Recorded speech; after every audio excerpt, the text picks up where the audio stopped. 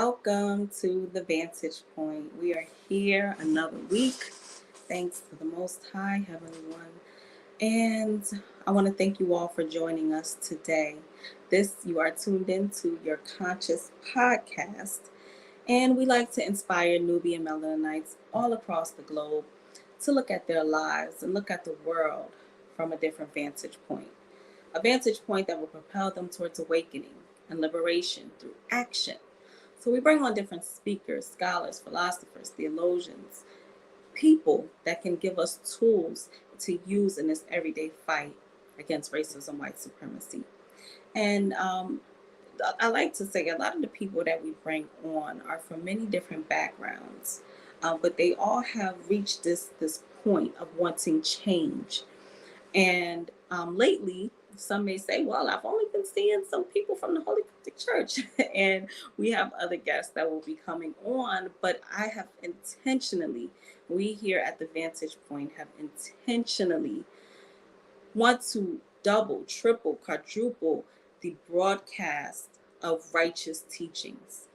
Because we don't say that about the things that come on TV every day. We don't say that about the music that's played every day. So it's okay for debauchery. It's okay for wickedness. It's okay for all these other things to be constantly broadcast and promoted. But when we see too much consciousness, it becomes a problem. So I want to address that for a moment. And that's the reason why we intentionally bring on members from the Holy Catholic Church, etc., because we want to make sure that we do our part in making sure the broadcast, the message of righteousness is being promoted. So today I have with me three beautiful sisters that have joined us before on the Vantage Point. And we're going to be talking about many different things, but mainly this concept of ladyhood being under attack. And, I think our ancestors would never have wished for the day to come that we would be having this conversation where their granddaughters, their nieces will be fighting for their own identity and gender. It's really, really crazy. I seen something today that said the LGBT community, some of the activists were trying to remove Aretha Franklin's song Natural Woman, and then some people said that that's not true. They were fake trans, pretending to be trans, and that they were not trying to remove the song and it's not offensive. And I'm just like, why are we having this conversation?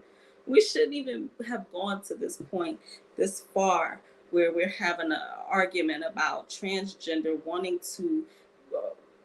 to claim womanhood and feeling offended that we're talking about natural woman. It's crazy. It's a mess. Is really a mess. So I say this to say some conversations that need to be had, and we want to just relax and talk today. I want to bring with us our associate pastor from the Holy Catholic Church, Karen Hilton.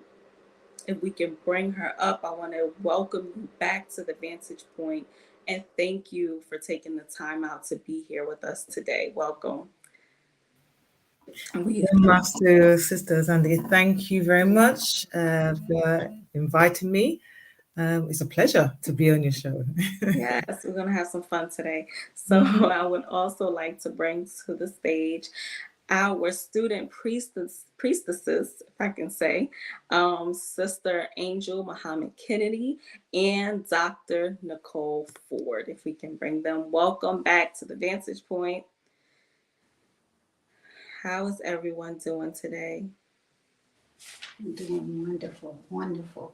Good. What's up, peeps? All my people on the side, all my people on the streets, how y'all doing? See, that's why I love her. Okay, so first off, some people may have never seen previous episodes, so we're going to say go back and watch it because you'll learn a little bit more about each person sitting here today. But for those who have not heard your names, seen your faces, especially because we'll be going out to Spotify, iHeartRadio, iTunes, SoundCloud, etc. We want to just speak a little bit about who you are and how you got to this point of being associate pastor and student priestesses and all of this is just amazing. So starting with you, Miss Karen Hilton. Can you please give us a little bit of background? The Holy Coptic Church, was this your first church? What were you prior to this? Were you conscious? Were you eating pork? What was going on? Okay, so no, I wasn't eating pork before this, but I did in my lifetime.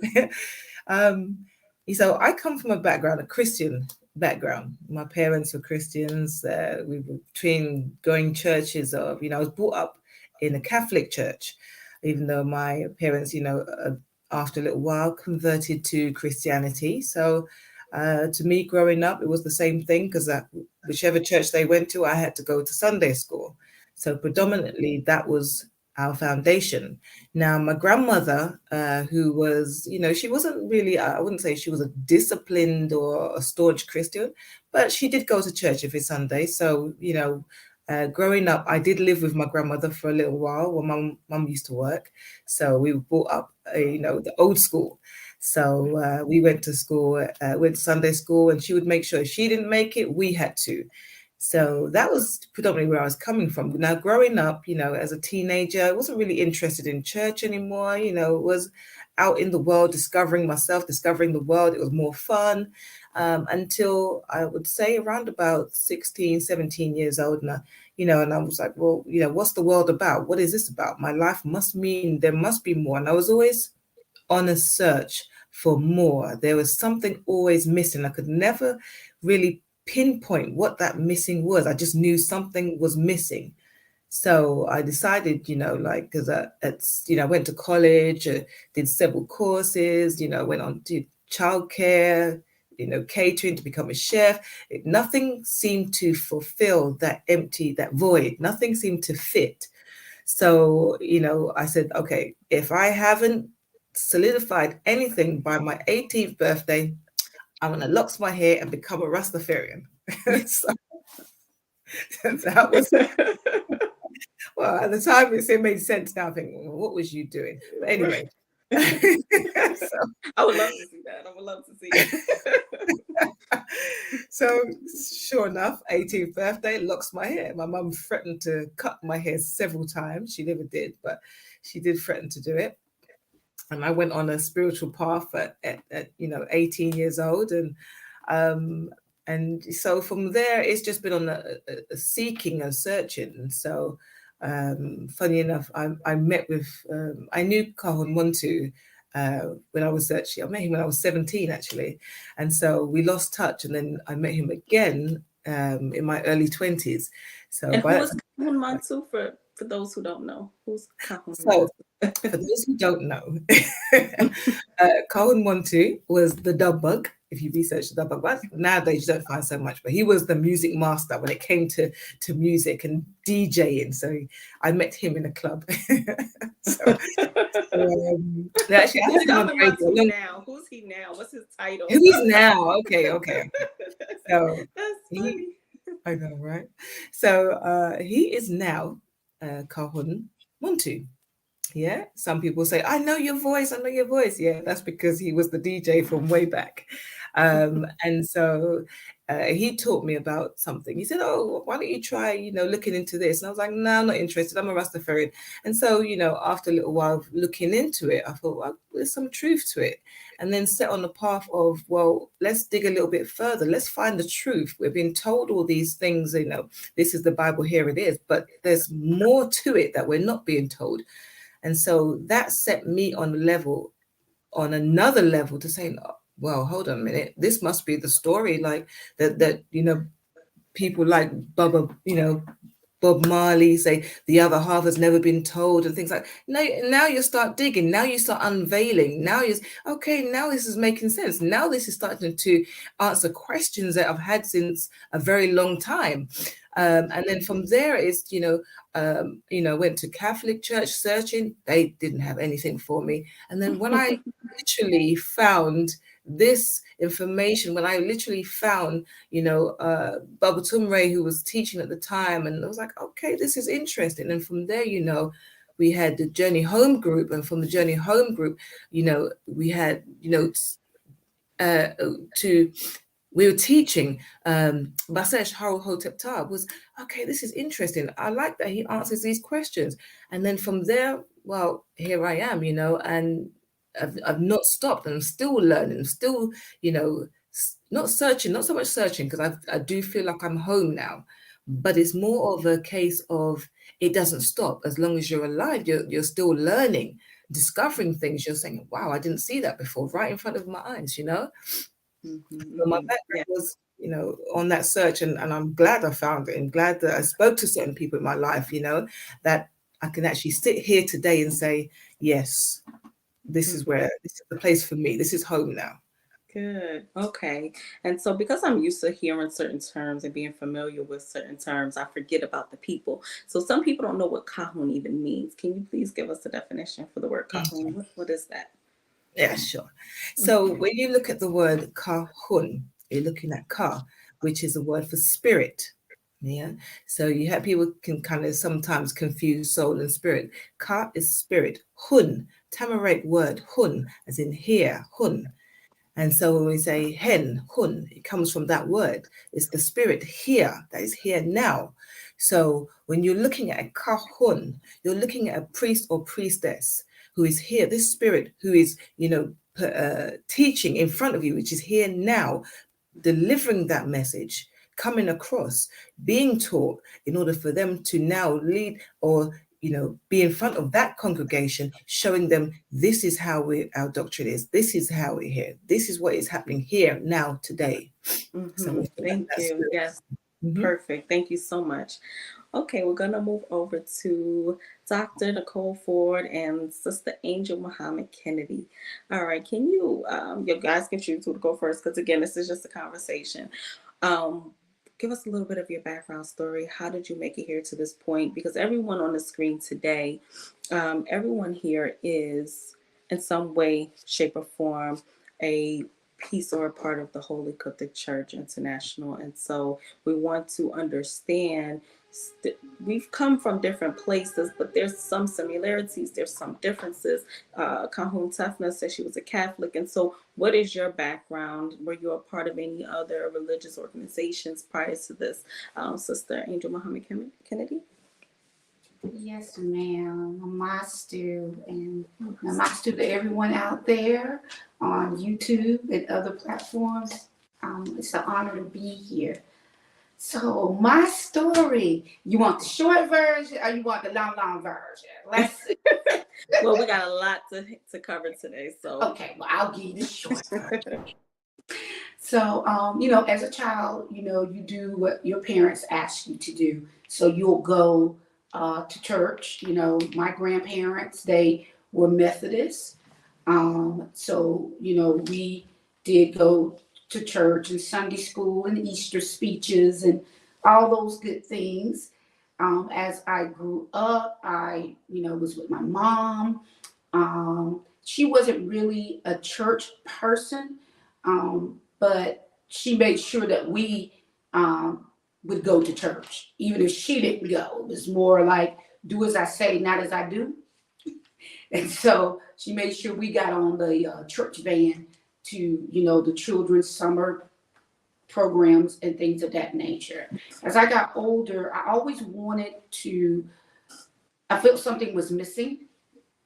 So as I got older, I dibbled and dabbled in little things, as young people do, trying to discover myself, as our associate pastor says, trying to discover myself and see where I fit in, what was natural and comfortable for me.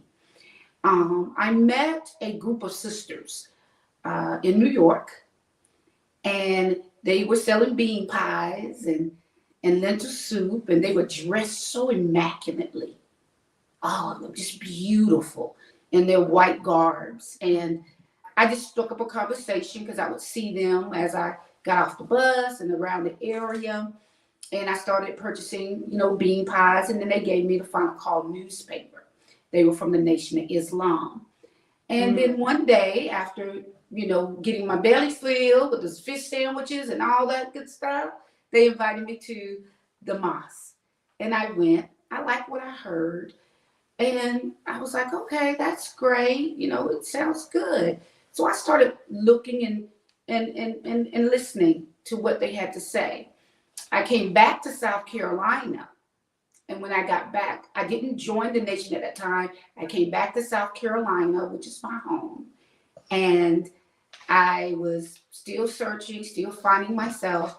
And then I met a group of brothers who had the final call. I immediately, let me have that final call, because I hadn't had one. Let me have a bean pie. They didn't have any, but they told me where the mosque was. And that started my journey.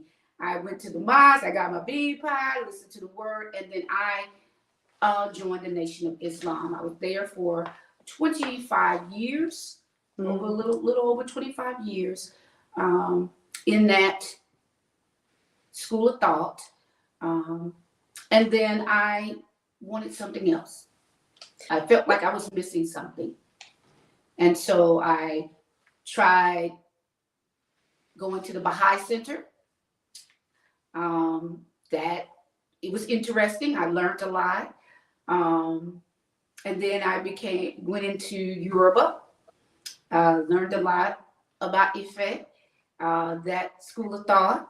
And then I ran into Elder Chris. I've known Elder Chris for a long time, and he had him and a group of brothers were meeting, and they called themselves New Mind.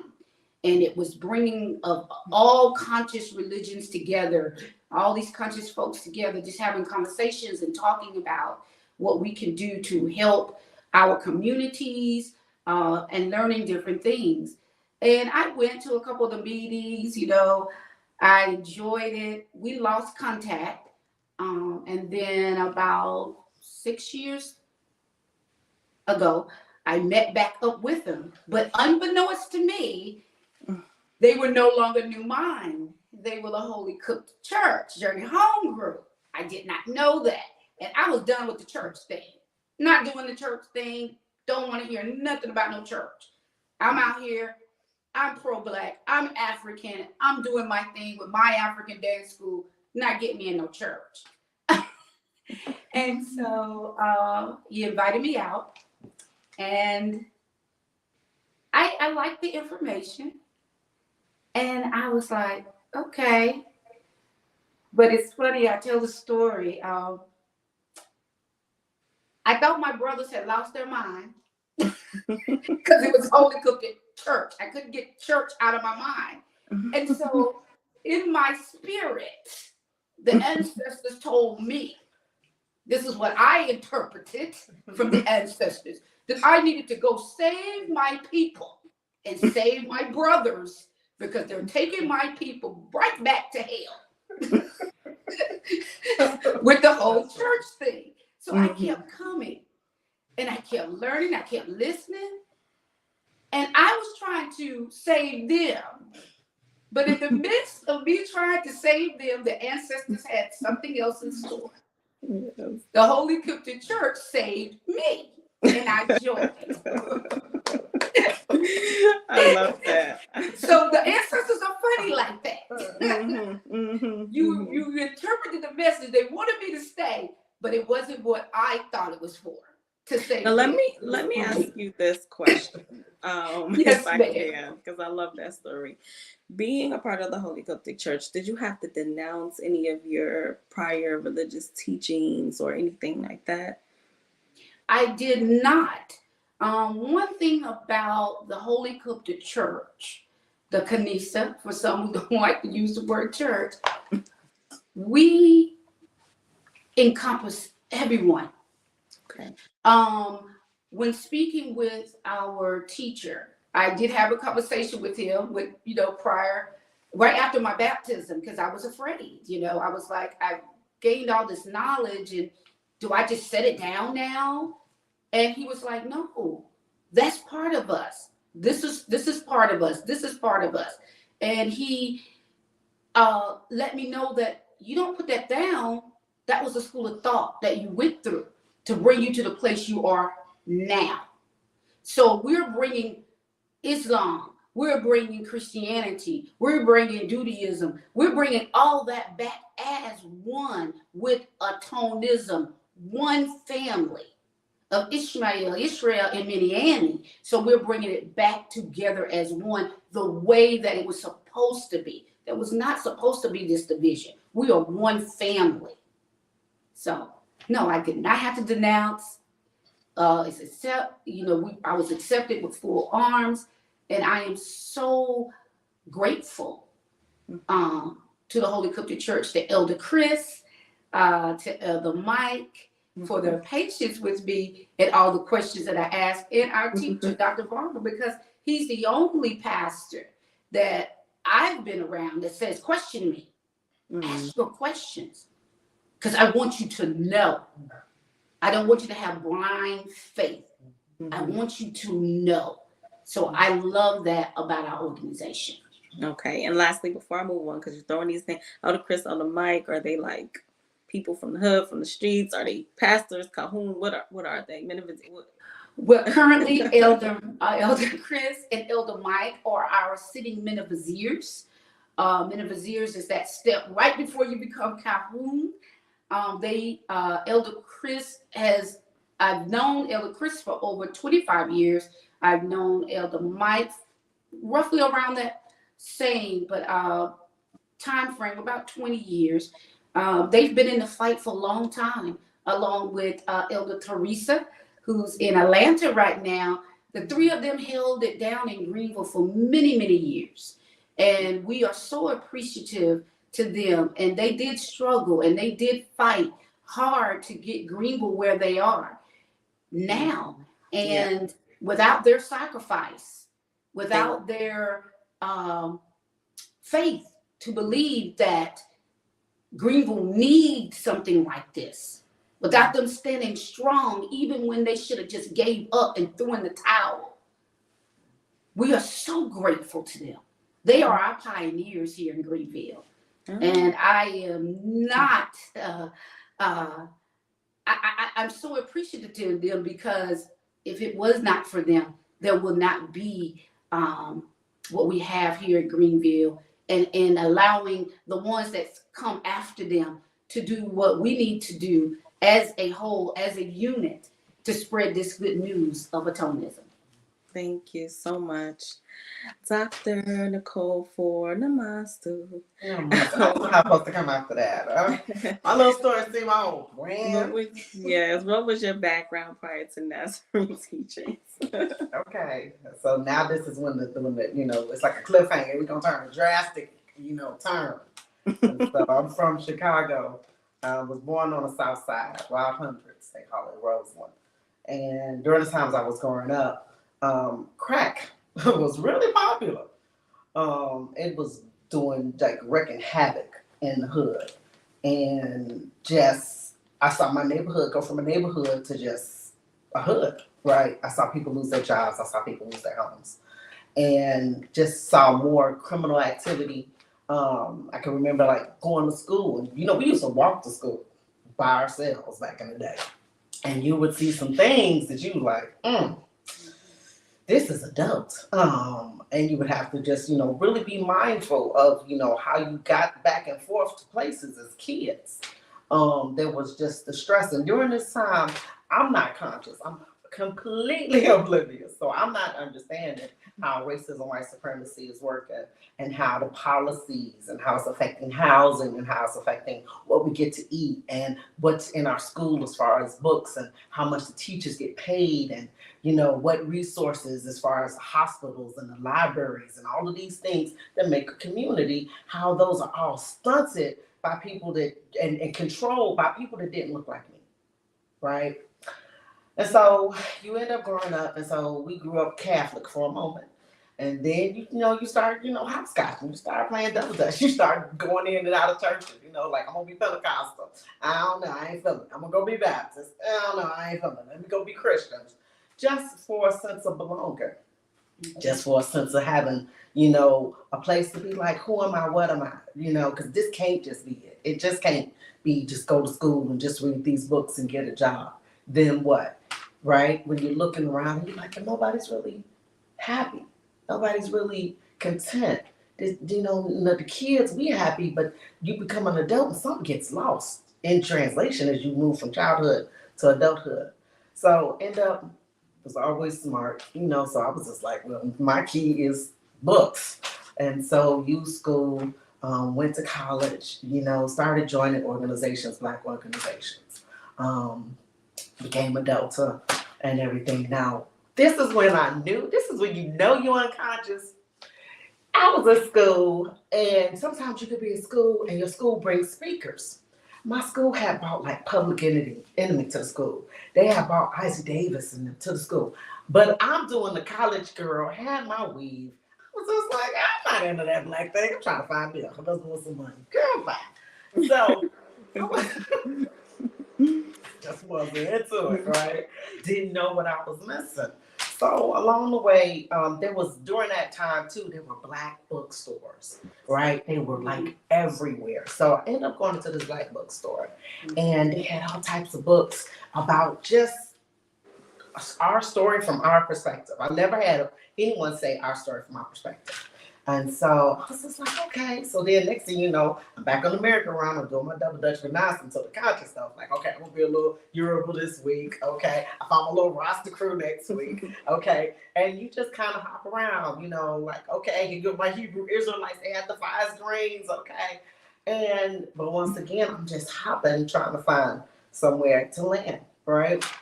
And so, right around 2004, I remember going into a bookstore, and I ended up purchasing a book from Journey Home Group.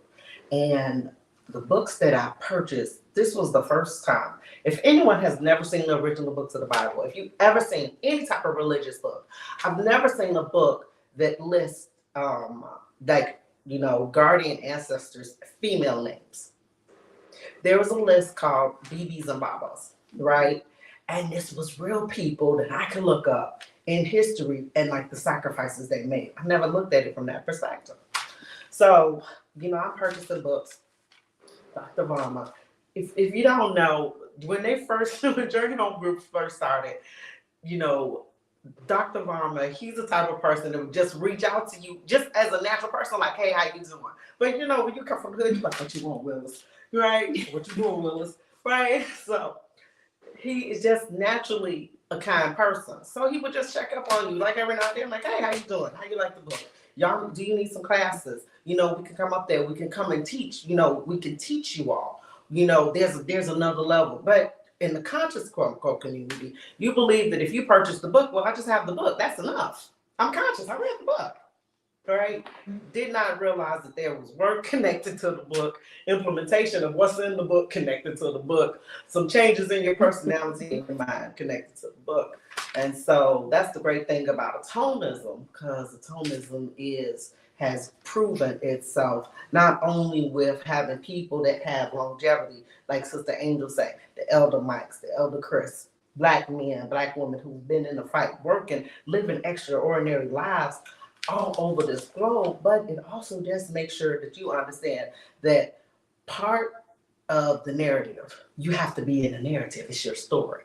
Mm-hmm. So when we say, take back our narrative, you're still part of the story. And so I wanted to be part of an organization that allowed me to be part of the story, that allowed me to be the co-creator in the story, versus continue to participate on the sideline, just kind of waiting for, I don't know, magic come drop Jesus to come through. Okay, so that's real. That's real. Everyone, just listening to your background is very real. And so I want to know, at this point, what made you want to become a teacher or, a pastor or priestesses? Especially Kahun Tefnut, you've been doing this for a while now, so we're going to start with you. When you became an associate pastor, was it by force? Was it something you planned for? How did you become who you are today? Okay, so when I first came around or became a member of Journey Home Group, there were mostly men who was teaching. When we went to class, even before, in our conscious community, there was just mostly men teaching. Very, very few women that were teaching. In fact, when I came, I think there was just one. And so part of the Journey Home group, there was just all men. So we used to have something like where we used to answer questions. We used to ask questions and answer questions, like Kahun Munti used to ask us questions, right? So if you was teaching, how would you say this? What would you say? Let's get up. It turned into like a teacher's class. So, but just how profound what we have, as Dr. Ford mentioned, the original books of the Bible, just what we have in our hands, these books, the information, seeing, Dr. AJ Varma's teaching, it's like, wow, people need to hear this. So, I would just have little small propagations with my family, friends. When it comes to propagating, I was there, out handing out leaflets, talking to people, saying, you need to hear this, you need to. And then I just felt, okay, listen, more people need to hear this. And so, when I started, teaching, or, when I was kind of like a bit of a push really up front, we need some women to talk to other women as well. Come on, let's go. And I was like, no, I will talk to them down here, off stage. So eventually, went up front, started teaching with, with one of our brothers, and it was one of those things where, okay, so we're going to answer the questions, and we're going to take turns. So every time it came to my turn, I was like, you can answer it. No, you can answer it. And I did that throughout. And I think at that point, the brother that I was teaching with, he said, I need to go to the bathroom. And he left me. He left me up here by myself. And I was like, hey. So what am I going to do now? So obviously I have to answer questions. And then that's how I was pushed into, come on, you've got to do this. And then it felt comfortable enough. It got to a point where it felt comfortable enough to say, you know what, at the end of the day, this is a message that needs to be delivered. This is a message that people need to hear, because there's so many people that still have not heard this. So that inspired me, just watching, some of the brothers and, a few of the sisters, teaching has just like inspired me to say, listen, let me get up there. Things need to be said. So, I wouldn't say that I started out wanting to be a Kahan. It was just the road and the path that I was guided towards. And studying under Basesh Hotepta with critical theology and studying, it says, okay, let's go, let's do this. All right, what we here for? This is no play, let's go. And so that's how the inspiration started, and the drive started to say, okay, I'm going to step up to the plate. Let's go. Nice. And you're doing an excellent job. A great, one to lead the path of the upcoming student priestesses that are, following your ways. And so we give much respect to you and thanks to you. And you, Dr. Ford, did you also have to come by force the way Kahun Tefna? Did you get thrown in the water, or what? Why did you decide to want to be a student teacher? I guess my story is a little funny. It's a little different. There was a sister that I knew. Her name was Kimberly James, and she was like the first sister that I knew that taught a class that would talk and answer questions. And I would be like, man, like, how does she do it? I always respected it because I realized that the secret. For everyone listening, especially if you're female, one of the secrets is, when she would talk to men, she would appeal to their reason. She would not be emotional. She would state A, B, C, D. She wouldn't make it about her. She would say, well, listen, here, and allow them to go ahead and present their argument. Like, okay, well, this is what, and I was like, man, that's, okay, I'm saying y'all watching. So fast forward, I'm reading. Once again, I have all these books. And, in my mind, whoa, the ego is an amazingly, crazy thing, because it'll just have you out there. So in my mind, I'm ready, right? I'm like, I'm ready. Don't be out there. I'm ready. But, the great thing about having guidance is, sometimes you can have knowledge, but the knowledge can be out of order. Right? It's like having, I want to make a cake, but in order to make the cake, I put the eggs in first, and then I sprinkle the flour on top, and then I'm gonna take the sugar and I'm gonna whip that up. I have all the ingredients, but they're out of order, so I'm not gonna get the final result. And so when the opportunity came, it was just a lot of prayer. I wanted to do it, but I remember as a kid, back in the day, I wanted to be a nun. Y'all don't laugh at me. I wanted to be a nun. And because in my mind, they were close to God. I was like, oh, they close to God. I'm gonna be a nun. My life's gonna be good. So fast forward. Why did I end up becoming a teacher? Besides, just inspiration from the people that I saw in my everyday circle. I'm gonna say some names. People might not know who these names mean. Amaya, Mariah, Lex, Shabaka. These names represent the next generation. And somebody took the time to teach me. Some of my favorite teachers were Black men and women who, it wasn't about religion. They just taught me about life. And the great thing about being here is I remember going to church and I remember reading the Bible and I remember having Sunday service, but no one ever said, and this is what women do. And this is what a good wife is. And this is what a good husband is. And this is what children should learn. And, this is what depression looks like. And this is what happiness looks like. And this is how you regulate your emotions. And this is why we celebrate this feast. And these are these books. And this is this language. Never had that. So once I became an atonist and I took my baptism, I'm like, okay, this is a commitment. In my sorority, they would say, this is a lifetime commitment. And I'm like, yeah, this is a lifetime commitment. And this was the first place where I really had to take a look to be like, what is selfishness? And I didn't want to be that anymore. Mm-hmm. So I was just like, I need to teach. Mm-hmm. Mm-hmm. Thank you. That's beautiful. All right. Go ahead, Sister Angel Muhammad Kennedy. What do you have to say? Wow. After these two ladies, my story's kind of, it's very short. That's okay. That is okay. So, how did I end up here? I wonder that myself. I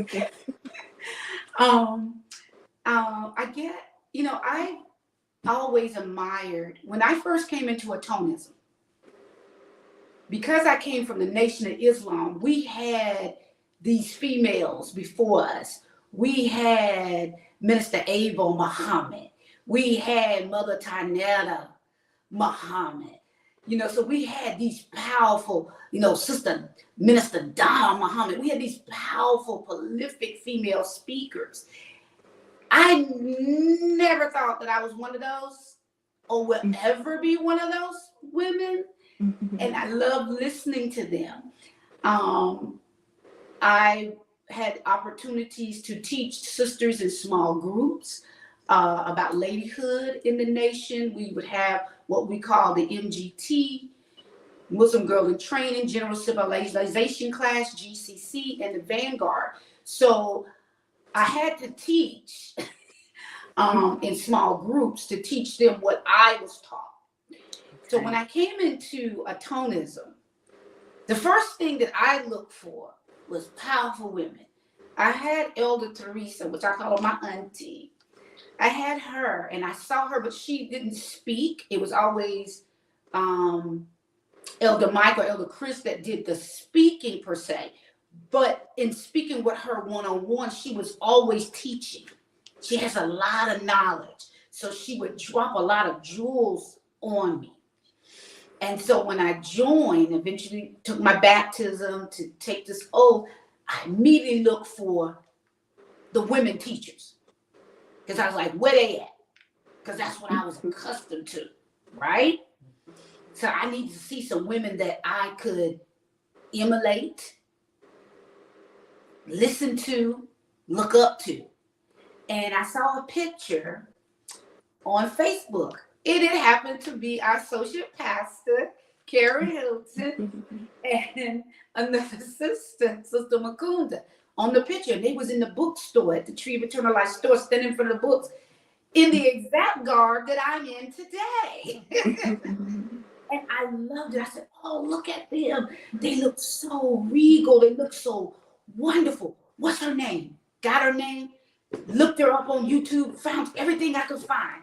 And I listened to our associate pastor, and I was like, wow, she's good. I love the way she speaks. I love the way she breaks down the knowledge.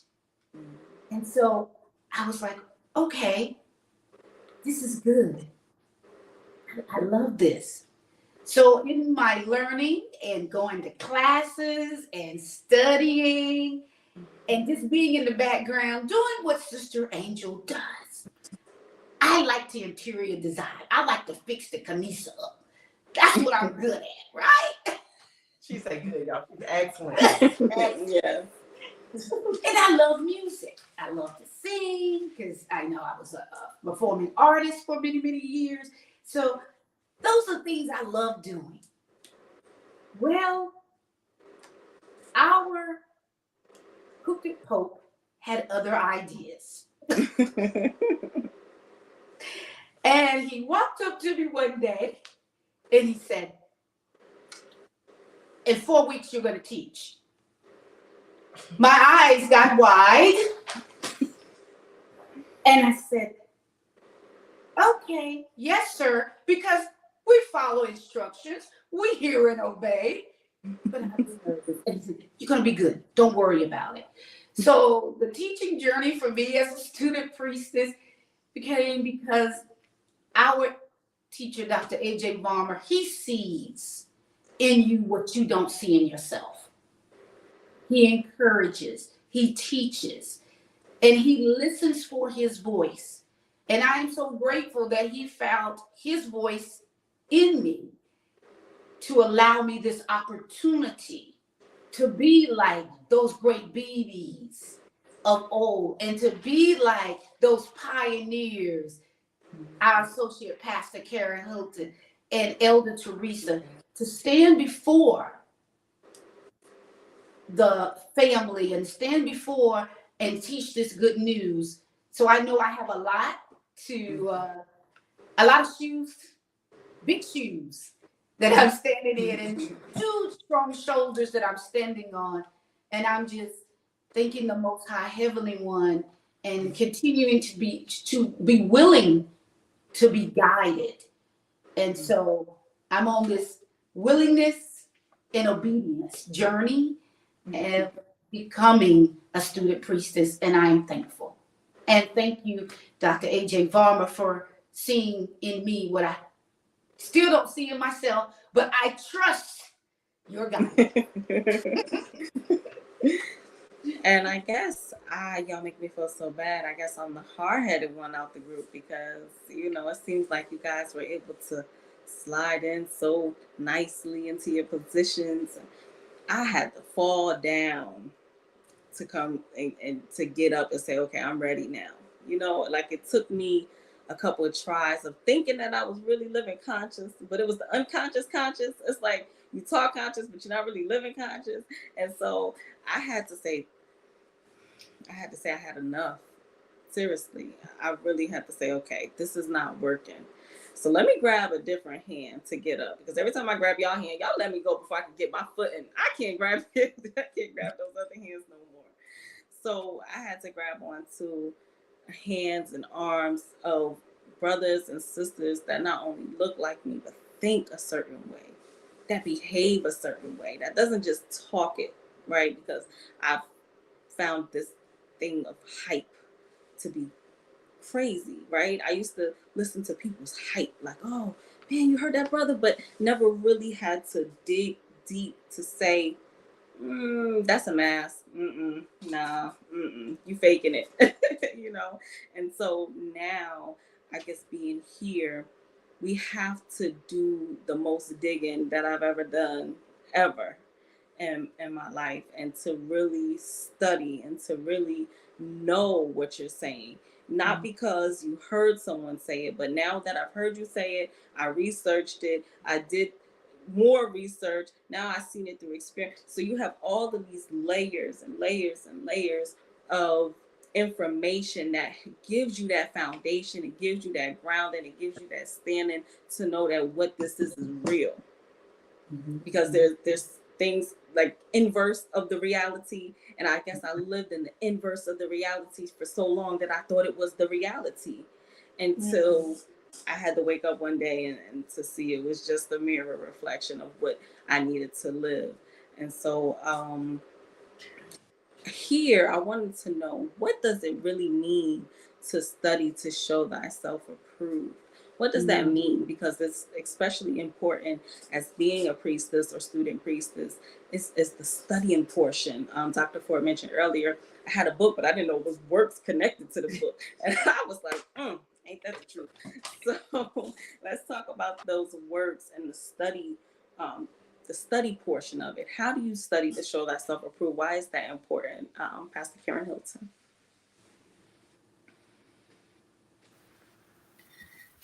Okay, so you judge a tree by the fruit it bears. Studying, anyone can read, or most people can read, I should say. It's okay reading and reiterating or repeating the words and saying, "Oh, I've studied this book."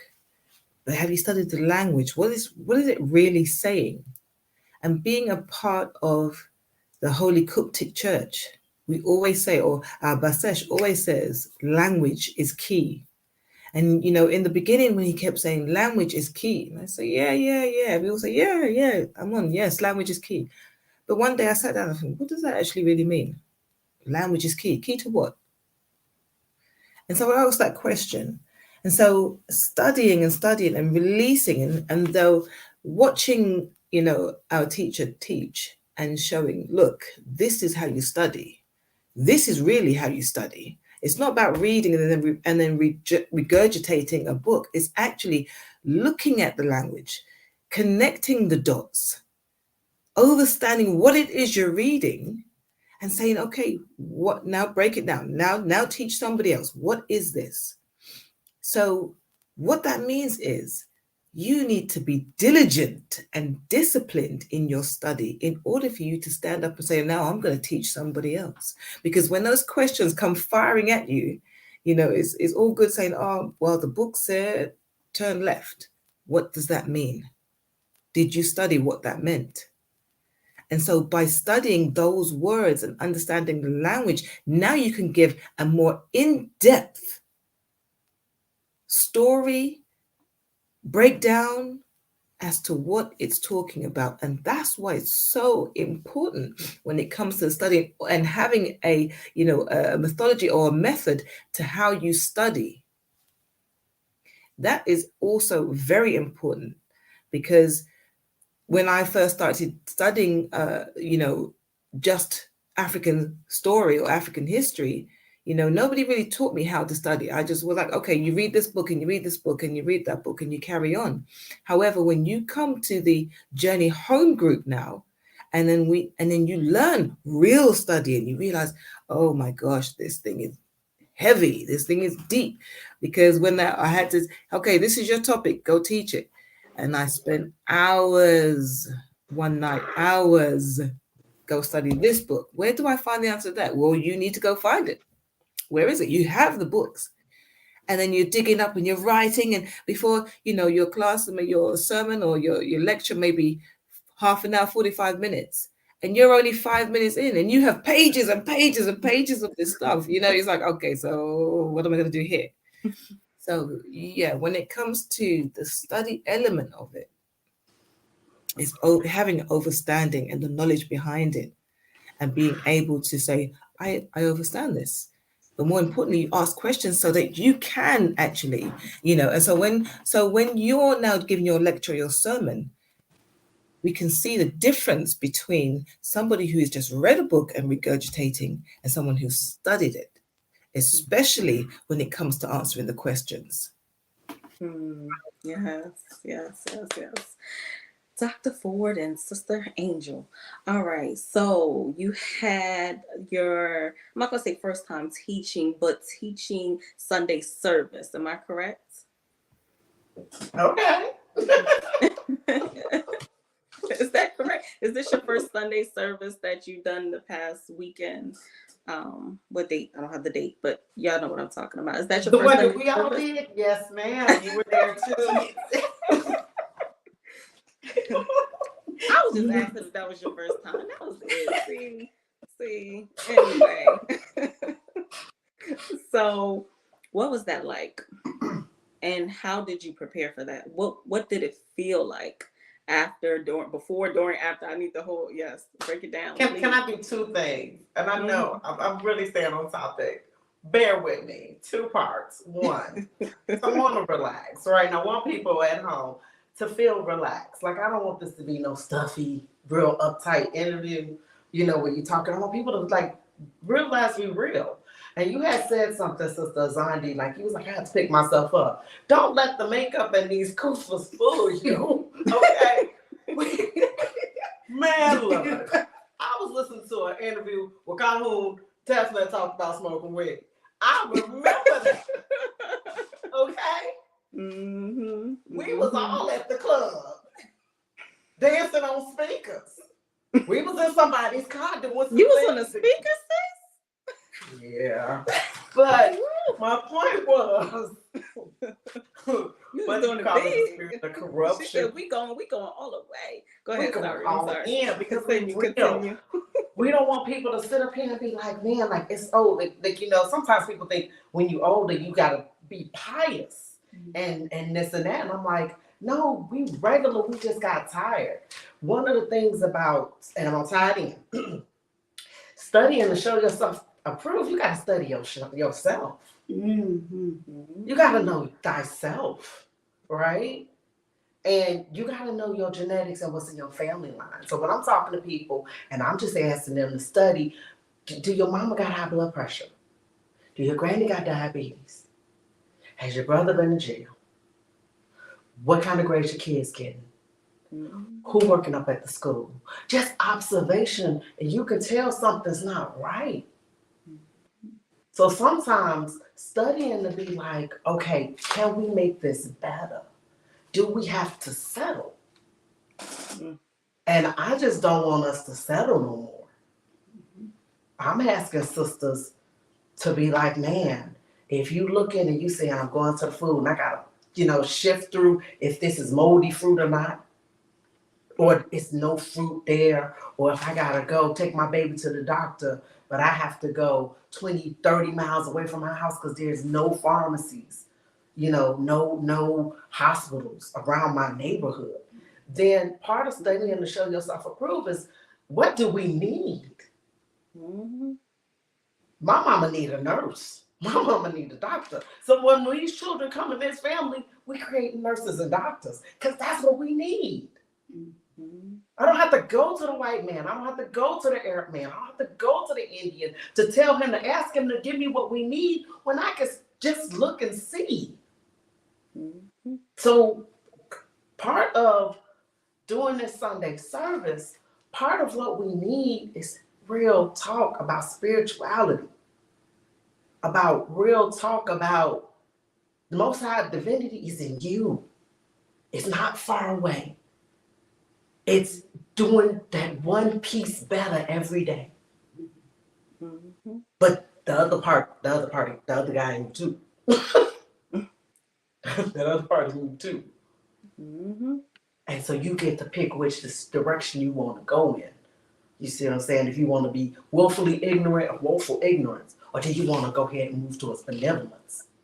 And so doing something every day. So part of studying, part of getting ready was looking at newspapers, having conversations with real people, Black people, thinking about my family, thinking about what's in the book and applying it, but mostly importantly, studying and doing all of those things, but making it real by being honest, being truthful, saying to myself, hey, I need the complete book of etiquettes of nobility. I didn't grow up where everybody knew what a place setting was or what a salad fork and a water glass and where the napkin goes.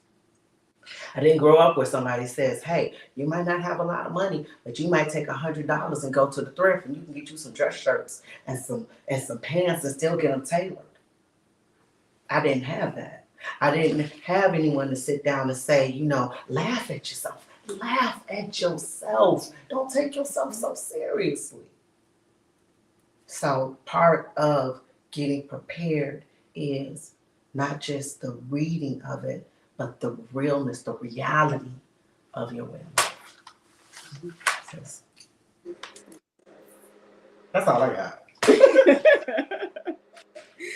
Sister Angel, what was it like for you? Were you nervous? Were you okay? How did you prepare? What did it feel like after? You know I was nervous. You know I was nervous. You was nervous. Talk a third person. I don't know. I was very nervous. I was nervous. I was really nervous. And part of that nervousness is being new and a new environment. When you're studying, when you're changing, when you're evolving, you're going to have what my grandma used to call growing pains. So as you become more into consciousness, you start having those growing pains. And so that nervousness, I liken it to another growing pain. So I was nervous, yes, but I knew that we had a job to do, that we had to go up there, take what we've been learning, what we've been studying, and put it in real time and make it apply to what's going on right now today. Because oftentimes, like Dr. Ford and Associate Pastor Karen Holton has said, people read and they read it, they don't really understand it, and they don't know how to apply it in their lives. Like Dr. Ford said, we have to first start with self. When we're reading the original books of the Bible, when we're reading etiquettes of nobility, when we're reading the spiritual journey within, when we're reading those parchments, let's look at ourselves first. Because you can't teach anyone if you're not willing to look at yourself. How can I apply that in my life? How can I shift the environment in me? So when you start shifting yourself, then everything else in your environment will shift. But if you're reading it and not applying it and not shifting yourself, you're not going to be able to go and shift the people, because people are going to see straight through you. Mm-hmm. That's just be real. They're going to see straight through you. They're going to be like, wait a minute. I done seen your car. You telling me to clean up, and I seen your car. Your car is dirty. Mm-hmm. That's the truth. But you want me to do as you say, but not as you do. Mm-hmm. No, it's a complete overhaul of your mental, spiritual, emotional, and physical body. In order to teach, you have to apply it to yourself first. It's that analogy of when you're on the plane, they say you pull down the mask and put it on yourself first, then start helping other people. Put your mask on first. You begin to breathe. You begin to live your way of life. You have to first do it by example and have folks around you in your circle that hold you accountable to what you say you believe. That's the truth. That is so, y'all speaking to me right now. You speaking to me. And yes, ma'am. That's gonna be on the next service. But you have be the example you want to be. So if we all be the example, for me, I can't say it enough. Kyle Tucker, you was that example for me. Yes. Even before you opened your mouth, I felt something just looking at your picture. That energy, that aura, as we've been talking about, I saw that. And she has not changed. When she opens her mouth, she shows us every day what it's like to be a priestess, and also to be a mother, and also to be a lady. She shows that example. She don't talk the talk, she walks the walk. And she's been here. Longevity. That's why she's our pioneer. Yay. So I'm just asking the Most High to with the guidance of our teacher, to help me shift the environment so that I can be that, hopefully, that guide, that example to the next generation. We have girls in our church that's looking at us. So they're going to do what we do. Exactly. If we're out there talking one way in the Kanisa, and then when we get home, we act another way, they're going to be two-faced too. So we got to not read it. We have to live it, apply it to our lives. And oh my goodness, the reason why I was like, you talking to me is because, no, seriously, because for so long, I had a longing to get here, right? When I heard certain information, and it just was like I don't want to say an awakening, but something in me saying I have to do this, right? But I wasn't ready yet. And I didn't change my environment yet. And so I was still chilling with people that I wanted us to grow together and build together. And I used to be like, yo, let's build. Come on, let's build. In relationships, let's build. That was my words. All I want to do is build. I don't care, prove me wrong. Let's just look it up. Let's have a conscious debate. I just wanted to argue in a conscious way. That's how bad it was. You know, when people have arguments and it starts off one way, you get so far from where you came. I'm like, if we argue, can we at least have some facts behind what you're saying? Because I can't do this, right? So I used to want to make everything make sense and try to have some type of consciousness involved in it. Even when people wanted to drink, I'd be like, okay, bring your bottle, but bring your book. Come on, let's talk. What we gonna do? How we can get this money? And so I didn't realize that. And then it never ended up like that, right? Somebody ended up, it just, bad outcome. But once that happened so many times where those study sessions never turned out right, I realized it wasn't necessarily the study sessions. It wasn't necessarily the people that I wanted to chill with and have those study sessions, but it was me. Right? It was me to an extent, because I didn't change certain parts in me to show that I am the person that I want, these conversations to reflect. I wasn't completely bathed in it. I wasn't completely submerged in it. And so I had to really, really change myself and show like, no. They're not listening to you because you're not listening to you. They're not really listening to you because you're not doing the things that you want them to do. So you can't have these conscious conversations when you sipping with them. You can't have these conscious conversations when you smoking with them. It just don't match. And so I had to make my actions match my studying and my behavior. Everything had to come together as one. And now I can look at it from this side and say, okay, that's what it looked like.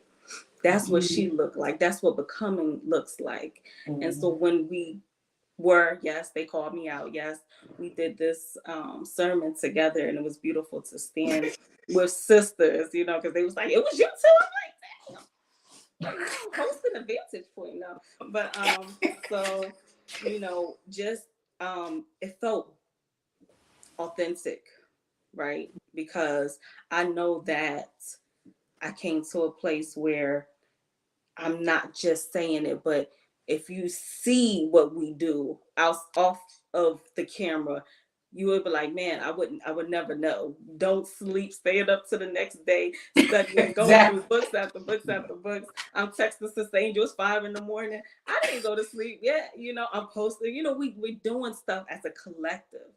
And it's so real. It's no cracks. We're not perfect people, but we're becoming, and we're doing our best, but we're living it. And we know walk in the light of the sun as if you see all, for surely all sees you. And that's what makes it real. And that's why I said, sisters, join. It's people that I know that I'm like, sis, come on this journey with me. And we used to say that so much, right?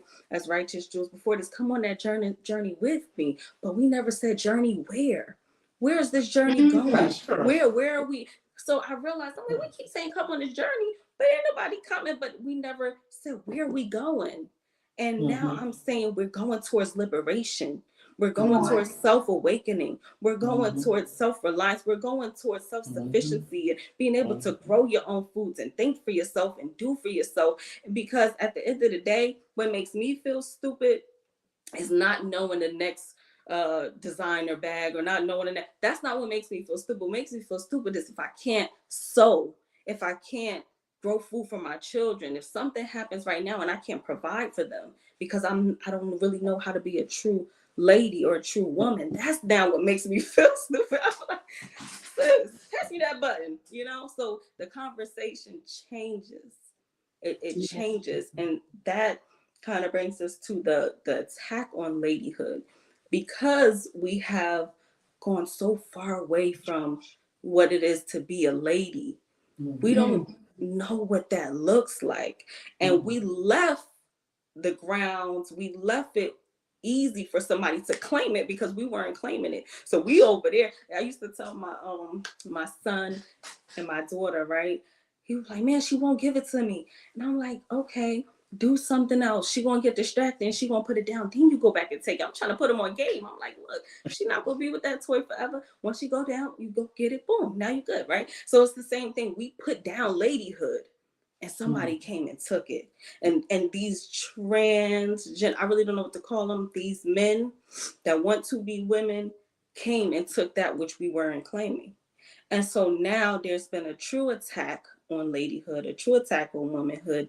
And we now have to say, this is what it really means to be a lady. This is what it really means to be a woman. But it consists of, and it comes with work. And it comes with not just saying it, but knowing how to do it, and knowing that it's not just about, can I go to the store, shop, and cook, but it's a total responsibility altogether. It doesn't just take one piece. You have to have the total responsibility of what it's like to be a lady. So can we talk about this attack on ladyhood? How do you feel about it?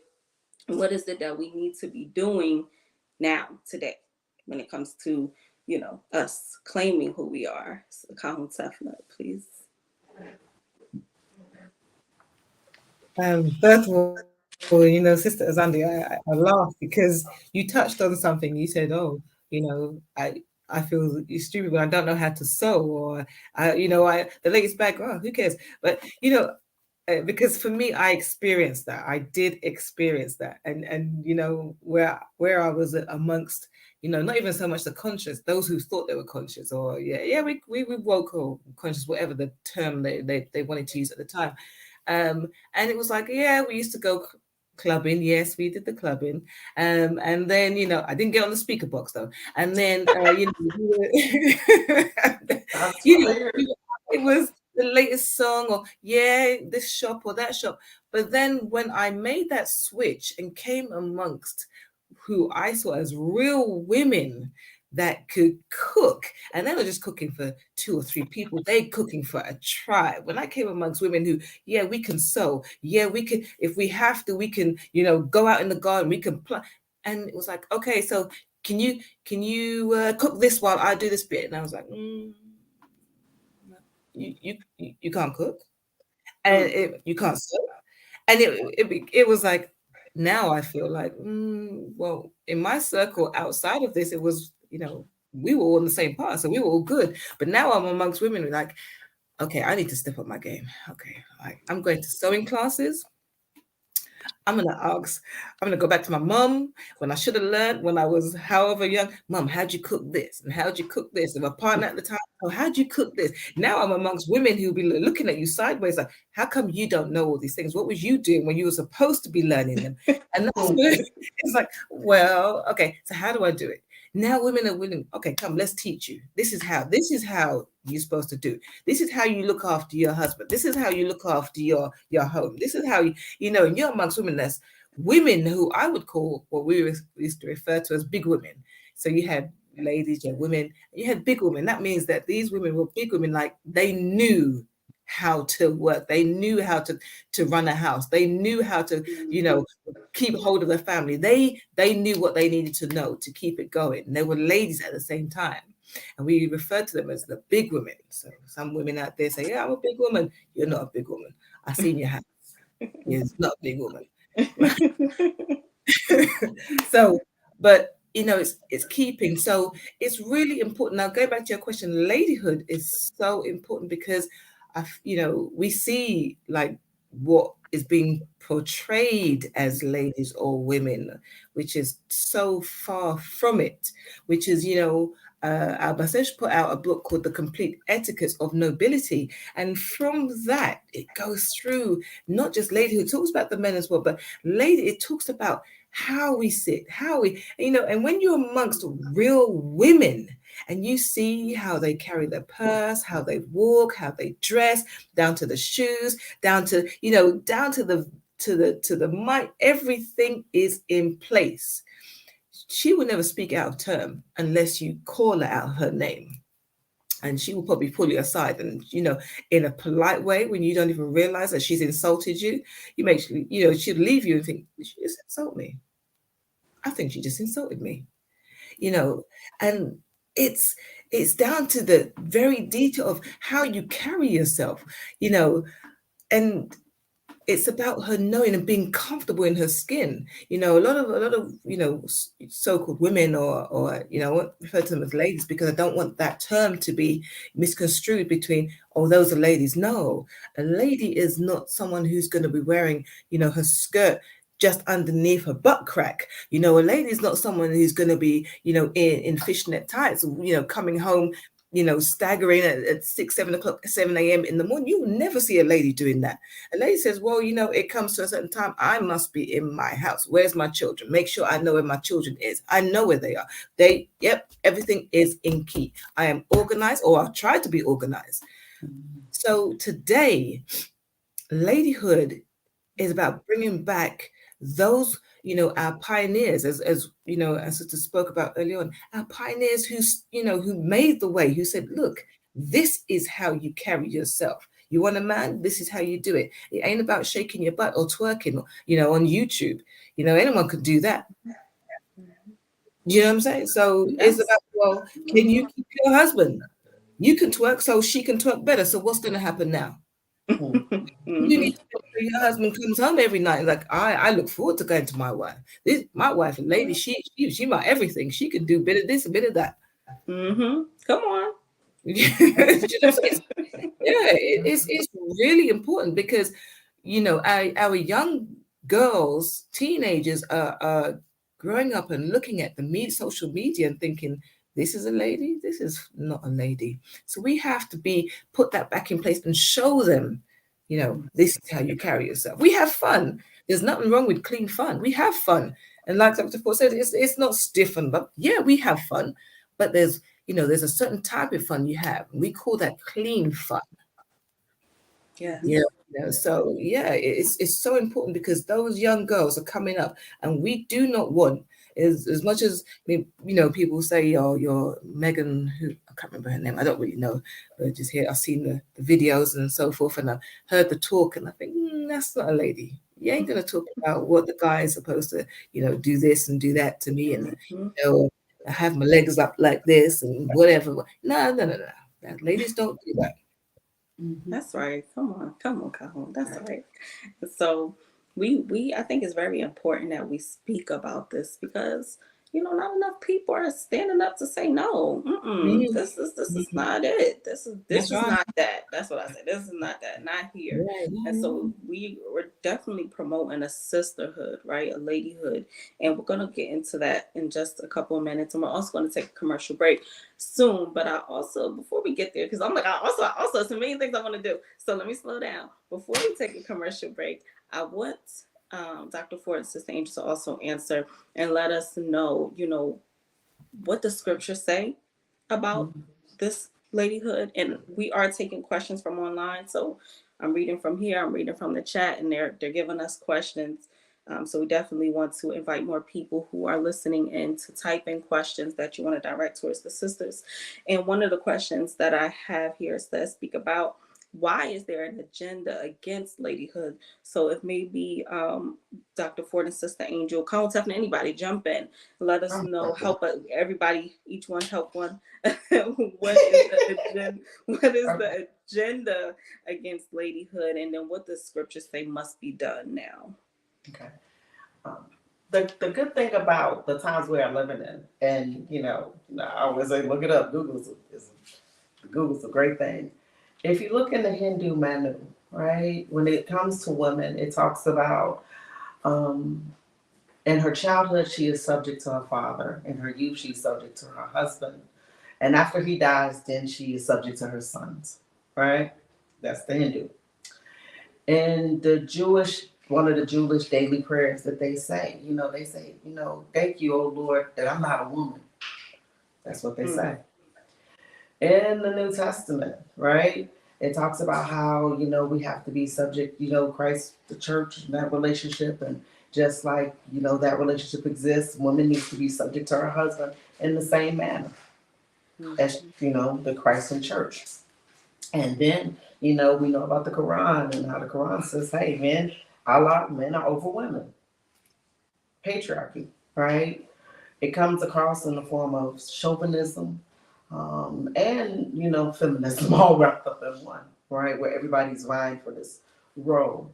And we have to constantly remind ourselves, especially people of melanin hue, when we talk about the importance of having that narrative, is that the matriarchal society had knowledge. And when I say matriarch, it wasn't matriarch as in, I am woman, hear me roar. No. The great thing about African traditions and cosmology is that we walk beside each other and we understand that our roles are different, but there is equally important. We don't run in front of each other. Examples of that is, for example, we practice as part of one of our rites and rituals on Fridays. It's just like a family gathering. You come together, everybody brings some food, some fish is gonna be there, some grape juice there. We're gonna light some candles, we're gonna have some music, just like you do it Friday with your family. But we say some prayers in addition to it. Keep it simple. And we all come together, and it's a bonding time around the table. What they say, a family that prays together stays together.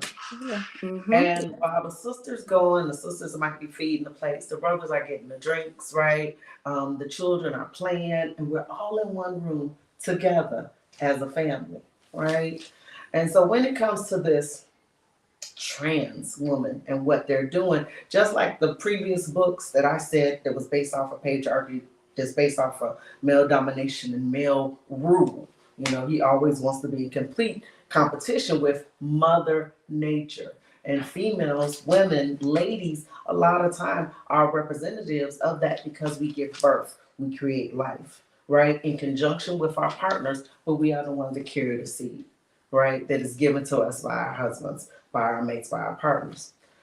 And being that first teacher, when that trans woman comes, which is biologically a man, you have to also go back, and this is when history and research comes in place, and look at cultures that practice those practices and live those types of way of life. Because there are cultures, there are civilizations, there are places that was the norm. But that's not Africa. Just because it's the norm don't mean it's yours, right? And so I remember I watched a time when, not knocking nobody to wear weave. I had a weave. But I remember drag queens would have these extraordinary, extra long hair and really long eyelashes. And they would put all this makeup on. And I watched like this gay agenda transform the way women put on makeup. So all of a sudden we were contouring and, light color here and dark here. And I want to make sure my nose looks small. And I'm like, whoa, what is this? So it was slowly creeping in where they were slowly coming in and saying, okay, we want you all to look more like us. Okay. Because this is how usurping takes place. Fast forward. So now we're in a time where they're doing womb transplants. Literally, they just recently, said, hey, here's a uterus, we're going to transplant it. And the issue, which is just bananas, is that this is what separates trans women from biological women is even if you did say, okay, I can have a child now, anybody that knows you get a transplant, if it's not naturally yours, your body has a natural defense mechanism that's gonna say foreign, foreign, foreign, attack it. It does it with kidneys, it does it with any type of body part that is ingested, let alone all of the hormone therapy you gotta go to, let alone men don't even have the hips to carry a child. So you can only get a C-section. And so we want to go back and forth. And I'm like, there's no need to go back and forth. You're not part of my equation. And the reason why you're not part of my equation is because I recognize the difference between divine femininity, divine masculinity, and other. And that's other. Yes. Yes, it You is. can be over there in the other. It's okay. Yeah. Yes. Now you mentioned some quotes, right? Yes, ma'am. In regards to the Bible and the Quran, etc. Would you say it's the book or it's the translation of the book? I would say it's the translation of the book and the person who's interpreting it. Okay. Right? Because here we go from African perspective. These books, a book can be used in a positive, anything can be used in a positive and negative light, right? Somebody might say legalizing marijuana. They've legalized marijuana and they say, hey, now you can go ahead and now a person can vape, they can take gummies, and now they can go and they can drive to work and they can drive your kids to school. Do you want that person driving your kids to school? That's the question. Right? But it's legal. But it's legal. Versus a person who is in stage 4 terminal cancer, right? Who's in extreme pain from chemo. That edible, that tea might help that person just to deal with the pain, right? So when we say it's the translation, it's the language, you have to be part of your story. And one thing about certain holy books, when it comes to these books, it always put us in a caste as being the downtrodden and the lowest. And here at the Holy Coptic Church of the Back of Messiah, we say, no, we're not the lowest. No, we are the chosen. Yeah, we Nazarites. Yeah, we live this way of life. And if you want to do better, if you want to do that, then come on over here. If you want to go ahead and upgrade yourself, upgrade your mentality. Now it's work. We work. Come to we work. But at the end of the day, I think everybody in this room can say they have seen improvements because you know where you were. Everybody, if somebody put your story on right now, a lot of us might just get up and run away and be like, I don't want nobody to know. But right. Because of atonism, we say, hey, tell your story. So I can tell my story. You can tell your story. She can tell her story. And the great thing about it is most of our sisters, brothers and sisters, we have a battle with 3 things: fear, shame, and guilt. Those are the things that we are captain to conquer. And you cannot conquer that if you do not address your race pride. If you don't develop that within yourself. If you don't address the parts of your life that you're ignorant about, you just don't know. You could be, I know a lot of old fools. I know a lot of young fools. So foolish, you can be foolish just because you don't know. But that don't mean that you can't find out. You can. And so we're saying that if you want to find out how to make your life better, if you want to find out how to think better, how to, be less emotional, how to stop having so many arguments, how to go ahead and just how to wash, brush your teeth, feel good, smell good, all of those things, these are teachable skills. This is a skill. We're not even saying this deep. We're saying the Holy Coptic Church, we are talking about cultivating and developing your divine skill set that's already in you. But in order for that to come out in you, you have to be in a certain environment. You have to have guidance. You have to study. You have to apply. But once you do that, Now we're going back and we're talking about those black people, black inventors who created this and created that, and did this and did that. I want to be multifaceted. Right. Why I just have to have one job? Who said that? Who made that rule up? So I'm saying, hey, it's time to step our game up. Really. Real talk. Yes. The truth. And so, one of the good things, or one of the great things that I love personally, and that's why I always invite people to just come to our Sunday services and Wednesday True Light Fellowship hours and everything like that, because, I know people, because I grew up as a Muslim right before I ventured off. And so here is the place where we can teach from the Quran, we can teach from the Bible, we can teach from the Injil, we can teach from any of the scriptural books. Our teacher, Basesh Haruha, which goes through the language and walks us through the language which we're learning, he answers any question. I have not heard of me personally. I have not heard a question someone's asked that could not have been answered. And so you can look at these books from a different perspective because truth has been sprinkled in all of the books. They all come from us, but it's how you look at it, how you interpret it, how you see it. So when we look at the Bible, it has many different quotes, many different verses. One says, women, be subject to your husband as to the Lord. But nowhere in the Bible have I ever seen it say, men be as women and women be as men. But today we have men wanting to be women and women wanting to be men. But you can't show me where that's found anywhere that's in African culture, right? I'm not saying it won't be found anywhere, but it won't be found in African culture. And so we as women, as Nazarites, we take a vow. And so we want to speak about that vow that we take, Sister Angel. If you can speak to it and let us know, what is it like to take a vow as a Nazarite woman? Because some people would say that women can't teach, women can't, it's just men who take this vow. And so can you speak a little bit to that? And we'll also be pulling questions from online that will be popping on the screen as we go and walk through. Yes, ma'am. When you hear and then we'll take a commercial break. Sorry, go ahead. I've been so excited. We're supposed to take a commercial break like 20 minutes ago. Actually, you know what? I'm gonna let you think about that. Think about that. Get your juices flowing. We'll be right back. Yes. You're tuned into the Vantage.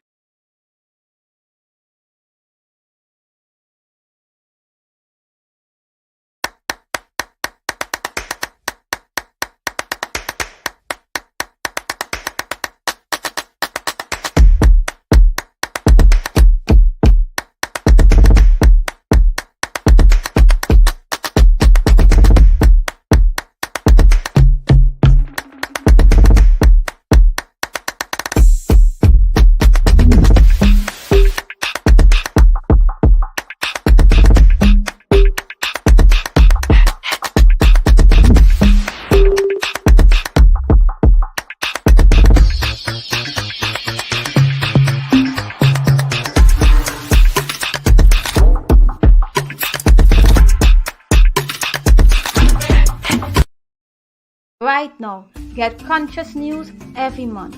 Stay up to date with the Cryptic Revealer.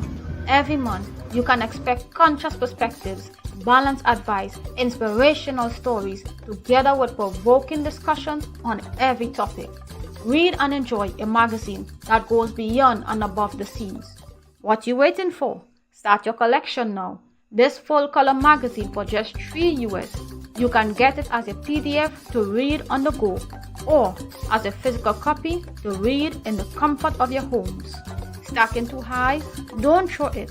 You can leave it at the train stations, barber salons, taxis, buses, cafes. Someone will need it. The Cryptic Revealer at www.journeyhomegroup.com.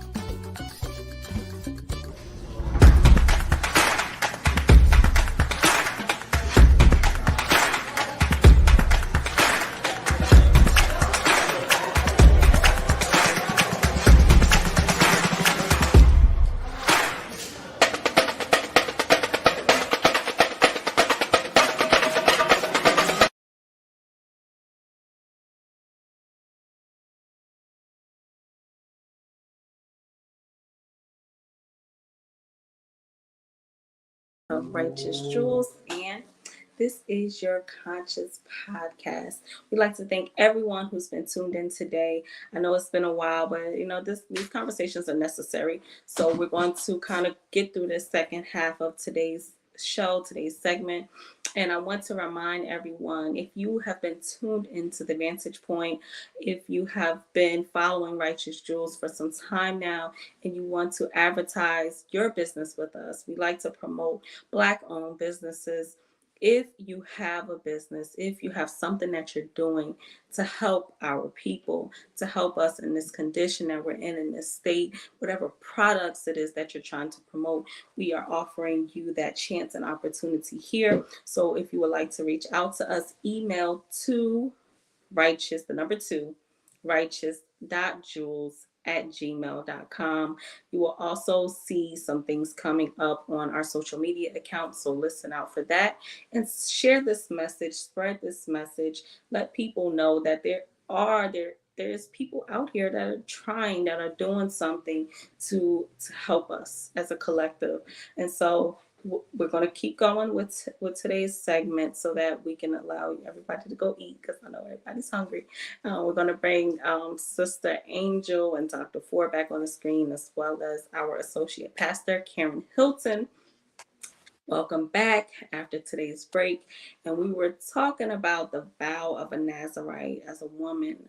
If we can speak to that a little bit, Sister Angel, if possible, and then if Kahun Tefna can follow behind it, just kind of to add to what it is that she's saying. All right. Welcome back, everybody. So let's talk about vow. A vow is an oath. It's something that you say that you believe and are going to stand on what that belief is. As a Nazarite, we have things that we believe in, that we stand on, that are exact and correct based on the scriptures. Because we look at the scriptures through African eyes. Now, when you look at ladyhood, a lot of people, when they think of ladyhood in today's society, they think soft, weak, downtrodden. Okay, now. Want to be abused, used, unintelligent, one that has to be told what to do.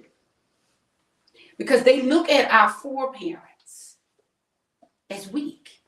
I hear people, women in society say it. Oh, my grandmother was weak. She let my grandfather tell her what to do. We have to change that narrative. Just because you are a lady and you sit comfortable in your divine feminine, it doesn't make you weak. Male and female both have a role to play. We both have different jobs, but we act as one unit. Let's take the analogy of the lion pride. You have the lioness, and you have one lion. That lion's job is to sit under the tree, save his energy, and patrol the area. The lioness take care of the baby cubs, and they go hunt and bring food, and they allow the lion, the male lion, to eat first. Then they eat and feed their cubs. A lot of people will say, well, the lioness did all the work. She went and found the prey. She stalked the prey. She hunted the prey. She drug this heavy prey back. Then she steps back with her other lioness and let the male lion eat. They're weak.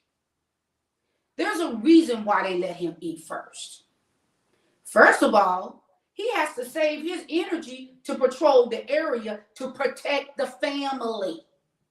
If he goes out there and hunts, brings back the prey, and do all of that, then when it's time for him to protect and patrol the area, he's unable to do that. The lioness understands that, so that she goes and do her job. Same thing with us. We all have a role to play. When you're sitting back comfortably in your divine feminine, it doesn't make you weak. You have so many things that you have to do in the home and outside of the home. You are the accountant, the manager, the supervisor, the teacher, the daycare worker, the psychiatrist, the counselor, the nurse, the mechanic, the washerwoman, the dry cleaner. You have so many things to do in your home. The encourager. And then the male comes in. He's the protector. He's the provider. He is a leader. He is a counselor as well. So just because you seem like, oh, as a divine feminine, as a lady, my list is got 50 things on it, and his list only has 20 things on it. Sweetheart, 80% of the work is with the woman. The Honorable Elijah Muhammad, one of our Babas, said that 80% of the work is with you, because you are the first teacher. You are the co-creator. That's why that vow is important, huh? That is why that vow is very important. Mm-hmm. When we make that vow, we are vowing to sit comfortably in our divine feminine and do what we need to do to usher in the family. You know that old saying, if mama ain't happy, nobody happy. If all of the sisters go to their kanisa, their church, to their mosque, to their job right now, unhappy, if all the women in the kanisa, don't do this, sisters, if all the women in the kanisa are unhappy, guess what the brother's gonna do? They're gonna be unhappy, because the women are unhappy. Guess what the children gonna do? They gonna be unhappy, because the women are unhappy. Is that energy transfers? We are those energy shifters. When mama's happy, the house is clean, good clean food, clothes are ironed, the energy is shifted, husband comes home, he feels that energy, the children feel that energy, and everything is good. And you're passing it to the next You're passing it to the next generation. So we have to be able to sit comfortably in our divine feminine and get out of that narrative that being in ladyhood makes us weak. Being in ladyhood gives you your rights and your precepts and your rituals. Yes, we need those, because with those rituals, with those precepts, with those rights, that divine feminine, we are co-creators with the Most High. Mm-hmm. It's who He, and we need that for our liberation. Mm-hmm. We need that divine feminine. We need that divine willpower. Mm-hmm. Read in Gene Isis. It speaks on the 9 levels of the melanated being in order to accomplish liberation. It says revolutionary liberation of our people, inclusive of restoring the Nubian Mennonite female back to her primordial state as tribal leader. And that's when we're talking about that matriarchal system. The matriarch just simply is a mother principle. It's mother. It's simply mother. Not saying that we boss everybody around. No. We just help organize and keep things going.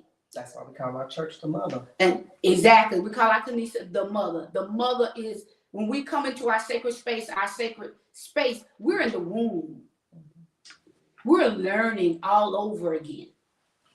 And when you sit in there, it feels like a womb. When I go into I feel warm, I feel great, I feel safe. It gives us a place to cultivate. It gives us a place to learn, a place to grow.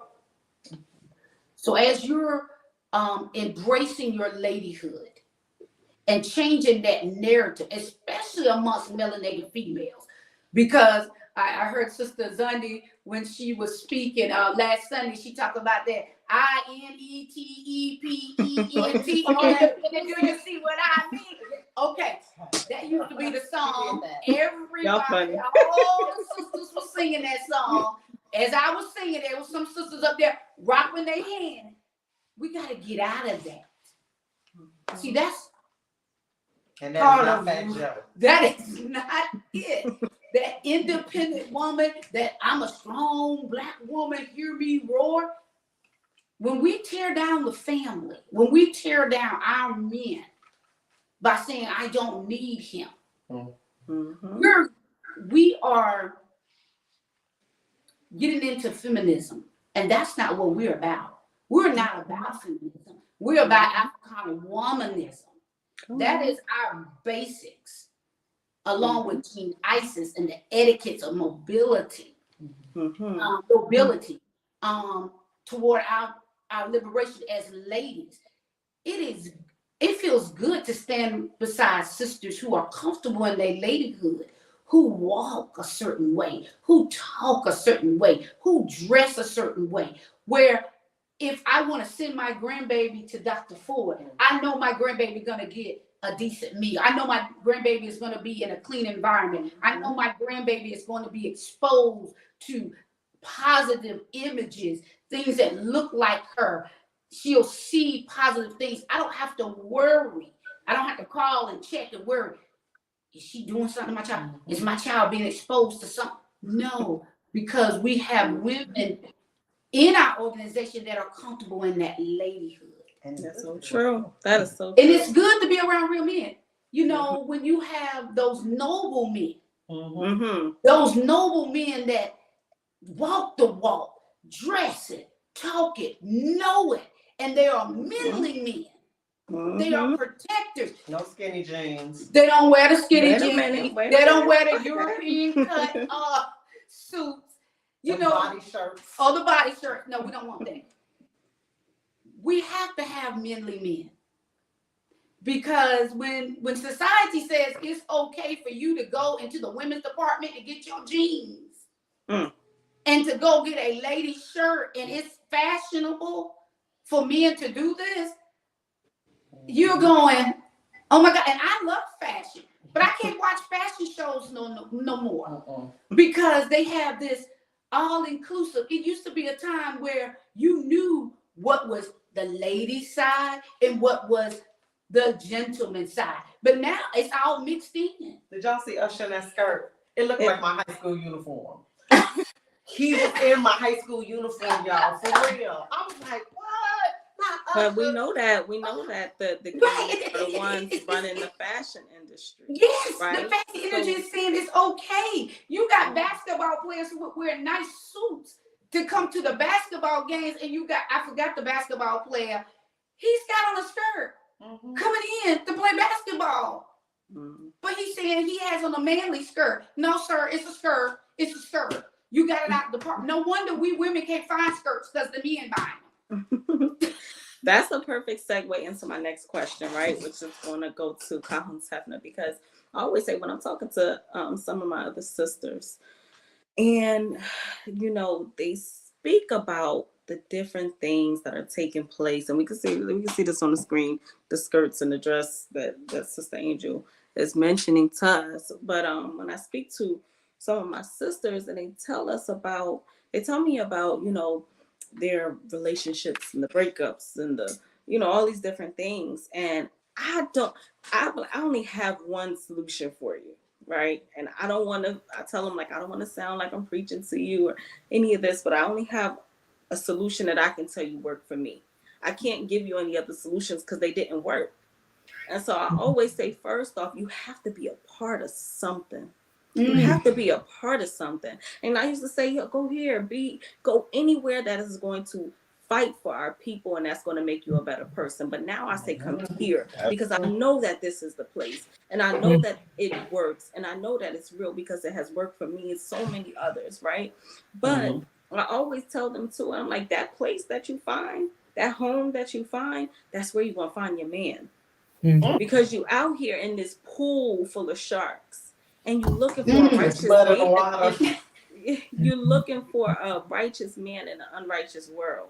Come So on. you're digging into these apps and social media and these dating sites or these people that you're meeting at the club or wherever you're meeting these people, and you're expecting them to be righteous, but they're not a part of anything that's holding them to the standard of being righteous. So That's I said, right. when you find the place where you're going to be, that's where you're going to find your man, sis, Yeah. because it's hard to stand out. If you're in a world full of unrighteousness, those men could blend in, they could hide. But if you come into an environment that sets a standard and that sets a code, a guy that's not a real man will stand out amongst real men. You'll be able to Mhm. tell who he Mm. is. He won't last. Yeah. So you don't have a bunch of men hiding here and pretending to be something that they're not. If they are, we will see it, we will call it. And so this is where you're going to find your man. But you keep going back into places where it's so easy for them to disguise and pretend to be something that they're not. They're going to mirror you. They're going to reflect you. They're going to tell you all the things that you want to hear. They're going to say, "Oh, you read that book? Me too." They ain't read that book.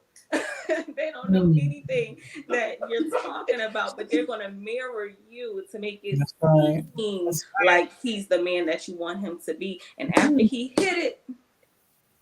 gonna disappear. after he Gone. hit it, okay, now you're wondering what changed. What changed is he got the pot of gold, girl. Stop it. So She you called have me the pot of to gold, dog. But gold ain't gold no more. This gold, never mind. All right, we talk about that another day. We talk about that another day. But the point is that this is where you're gonna find that man. So if Colin Stefan could speak to what is the importance of having a conscious man, what's the importance of having conscious children. Then I'm gonna ask one question to Dr. Ford, one question to Sister Angel. We're gonna wrap up, but this we gotta get this. We got to talk about this. What is the importance of having a conscious man and a child as well? Yeah, we listen to comments up now. And she gonna fall asleep, so we got to keep her engaged. She is over in No the pressure. UK. Yeah, For yeah. those who don't know, she is in the UK. How do we know? Because she said big women, and people in the United States would have thought she was calling them fat, and were they're like, No. man, she coming at me crazy. No, big woman, as in she's bigging you up. So we know she over in the UK. Go ahead, sis. Yeah, no, big woman is means you responsible. You're taking your responsibilities seriously, and you Right. handling it, and you doing your thing. Yes. So no, it is important because when you find a man that's like well, what's the saying? We have a saying. I don't know if you've heard it, where if you want to go find a husband or a wife, you don't go looking in a club, because that's exactly what you're going to get. You're going to get the club or the club person. So when you're trying to build and say, okay, let's go, let's do this, let's, where are we going? What's our direction? We're gonna have some children, and if he's like, okay, let's go, it's Saturday night at the club, Friday night at the club, or with the boys, or whatever, that's what he's gonna teach his children. Like, it's not important to go to church. It's not important. Education, who cares? Who cares what school you go to? You'll be fine. I was fine. Look at me. And you're going to have a wife or vice versa. And she's going to be like, no, no, no. I want the career. I want them to, I want to make sure that we're safe. And so you're going to go in two different directions. So, like you said, Sister Zandi, in the beginning, he's going to play the card that you want him to be. He'll put on the actor's face. And then when it's time, when, he's got the gold or the silver or the bronze, whatever it is he's got, and then he's going to take the mask off and then be like, well, okay, this is it now. And, you'll be looking like, so where's that man that, was wooing me or that we were dating? Yeah. Okay. Now we just living. So it's important because of the direction that you're going to go in. What's your future going to be? And I looked at this quote here, 1 Corinthians 11:11-12, and it says, however, woman isn't independent of man, and man isn't independent of woman.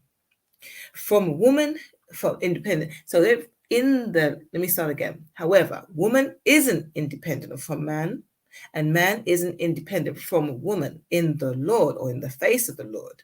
As woman came from the man, so also man comes from woman. But everything ultimately comes from the Most High.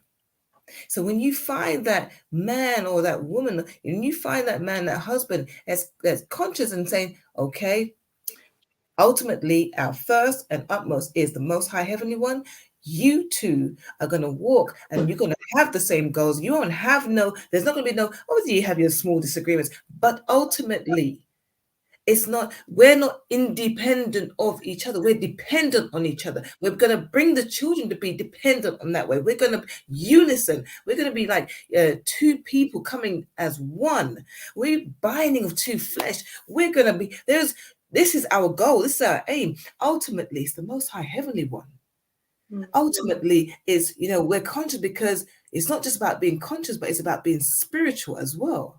It's making sure that at the end of the day, these children know whatever happens, your first and focal point must be to gain your way back to the most high heavenly one. What does that mean this day and time? Oh my goodness. I'm just trying to get a job. I'm just trying to earn my money. What does that even mean? It means that you need to put yourself somewhere like the Holy Coptic Church. That way you, your husband, your wife, your cousin, whoever it is you are with, that you can grow and build together. You have the same mind, the same direction. There's no conflict, because there's no conflict. It's like, well, I interpret it this way. Well, I interpret it that way. No. There's one word, and we're following that one word. So when you get that person and you say, okay, are we on the same goal? Let me check you out. I'll check you out. Are you reading what I'm reading? We're reading both the same book. We got the same book. We have the original books of the Bible. We have the Bible. We have the Quran. We have our books. Ultimately, because you don't want to go find some of Mr. Clubman and you trying to be Miss Spiritual, because ultimately he came into the church and pulled you out. Now you want to go back, but he's not coming with you.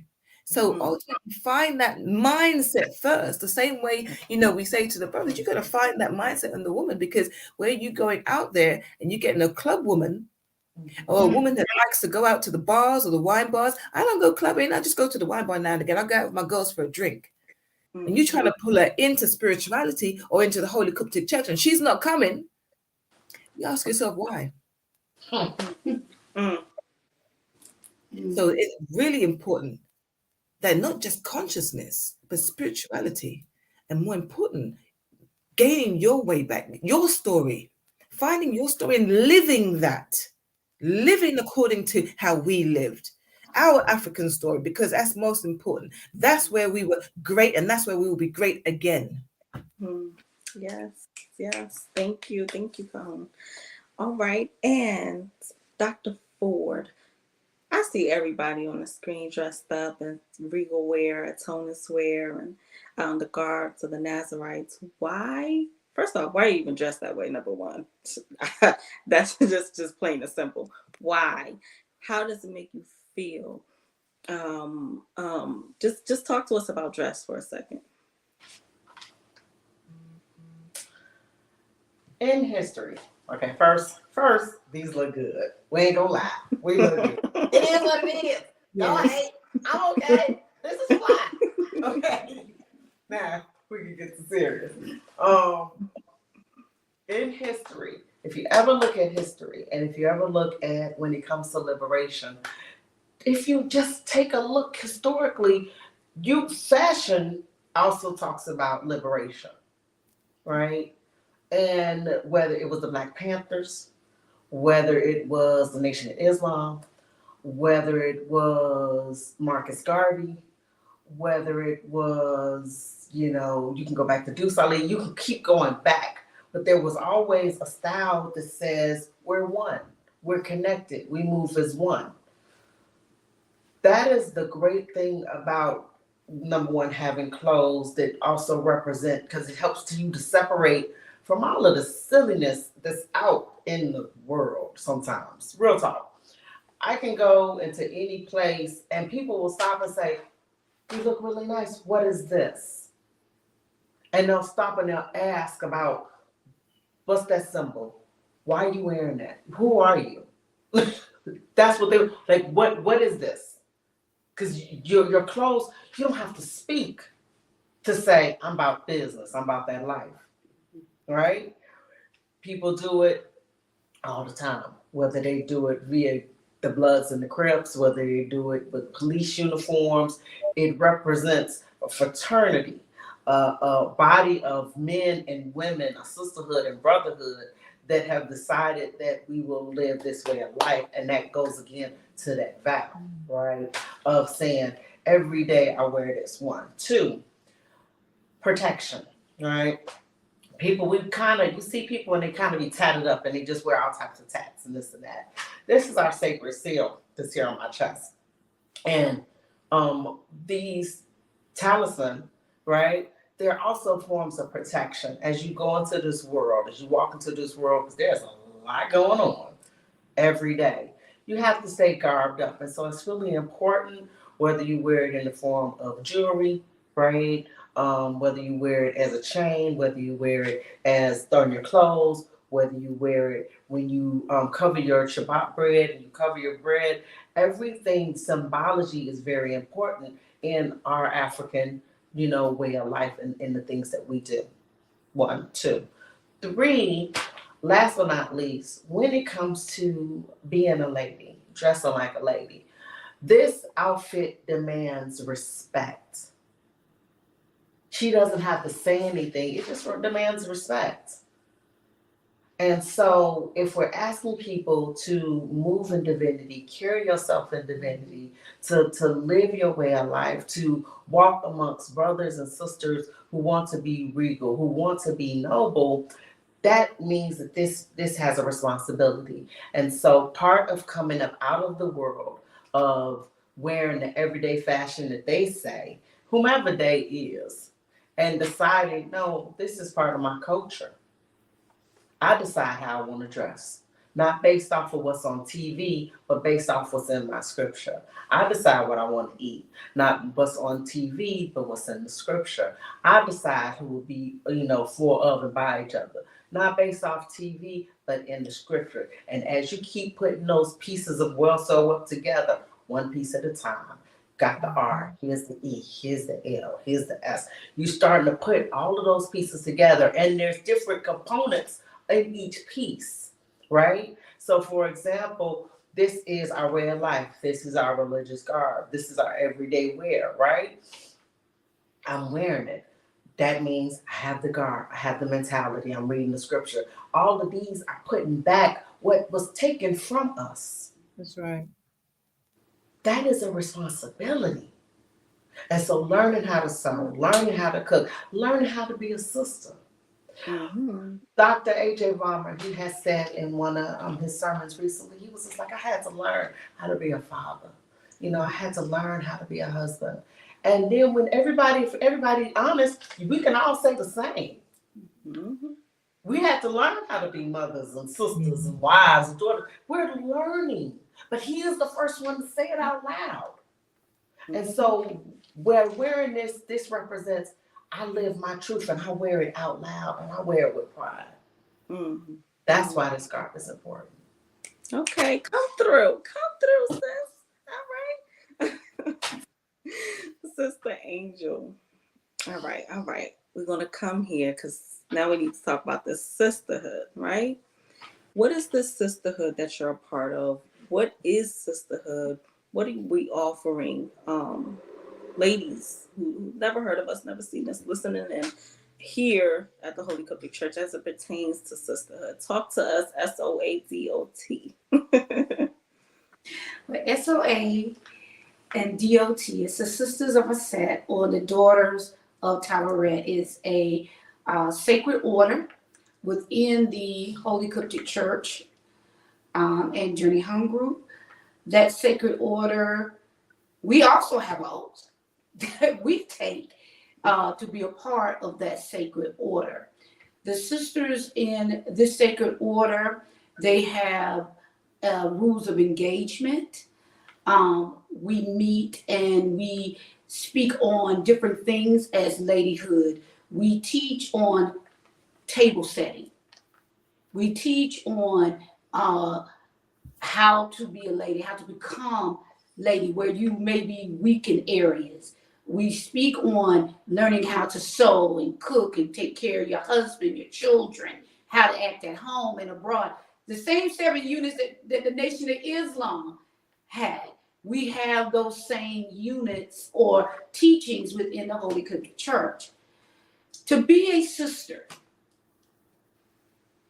we are all learning to be that, to become that. When you're in a world that says another Black woman is my competition, it's hard to change that narrative. So you have that. Then you have another narrative where you have trauma and pains and hurts. You have mother issues. You have society telling you that to friend another woman, you have sisters that say, I do better when I'm around brothers. Oh, yeah. I have more male friends because they understand me.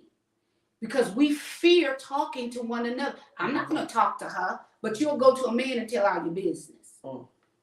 But I'm not going to talk to that sister because she's going to tell all my business. We're distrustful of one another. So in SOA and DOT, we're having to shift that mindset. We have to know that when you're in this society, what you say to a sister stays with that sister. We're here to help you. We're here to counsel you. We're here to love you. But you have to be willing to allow us to do those things. You have to start with self. Why am I afraid to be in a room with full of women? You have to ask yourself that question. What am I afraid of? Is it them or is it me? Why do I feel I have to compare myself to these other women? The Most High Heavenly One made you unique. Everybody within this organization has a place. No job is bigger or smaller. If you're the sister that comes and brings the grape juice every Sunday, guess what, sis? That's an important job. If you're the sister that comes and vacuums the floor on Saturday, that's an important job. If you're the sister that cleans the restrooms, that's the important job. If you're the sister that tell all the children sit down somewhere, that's an important job. You don't have to compare and contrast because we all are one. Without you, we couldn't do what we're doing. We have to take pride and learn how to be a sister and be willing to be a sister. Be willing to be vulnerable. We don't have to put a guard up. We don't have to do that anymore. Save that for those out there. Save that for racism and white supremacy. Save that for the fashion energy that is ran by gay men, by the way, that tell you it's okay to wear a skirt past your butt cheeks. Barely. Don't you have an opportunity within this sisterhood to learn how to love yourself and learn how to be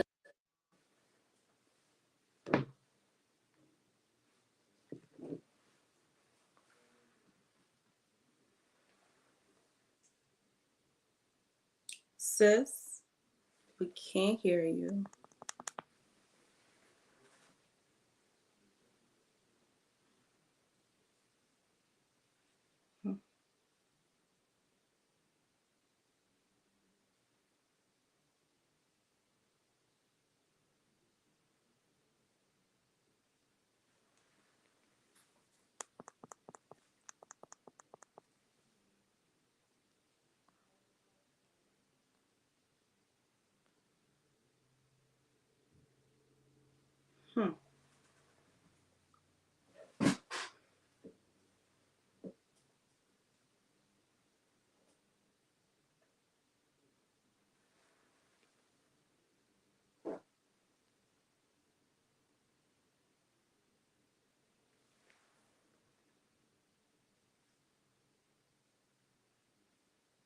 Okay. I just wanted to make sure it wasn't just me. So my production team said, yes, we cannot hear her.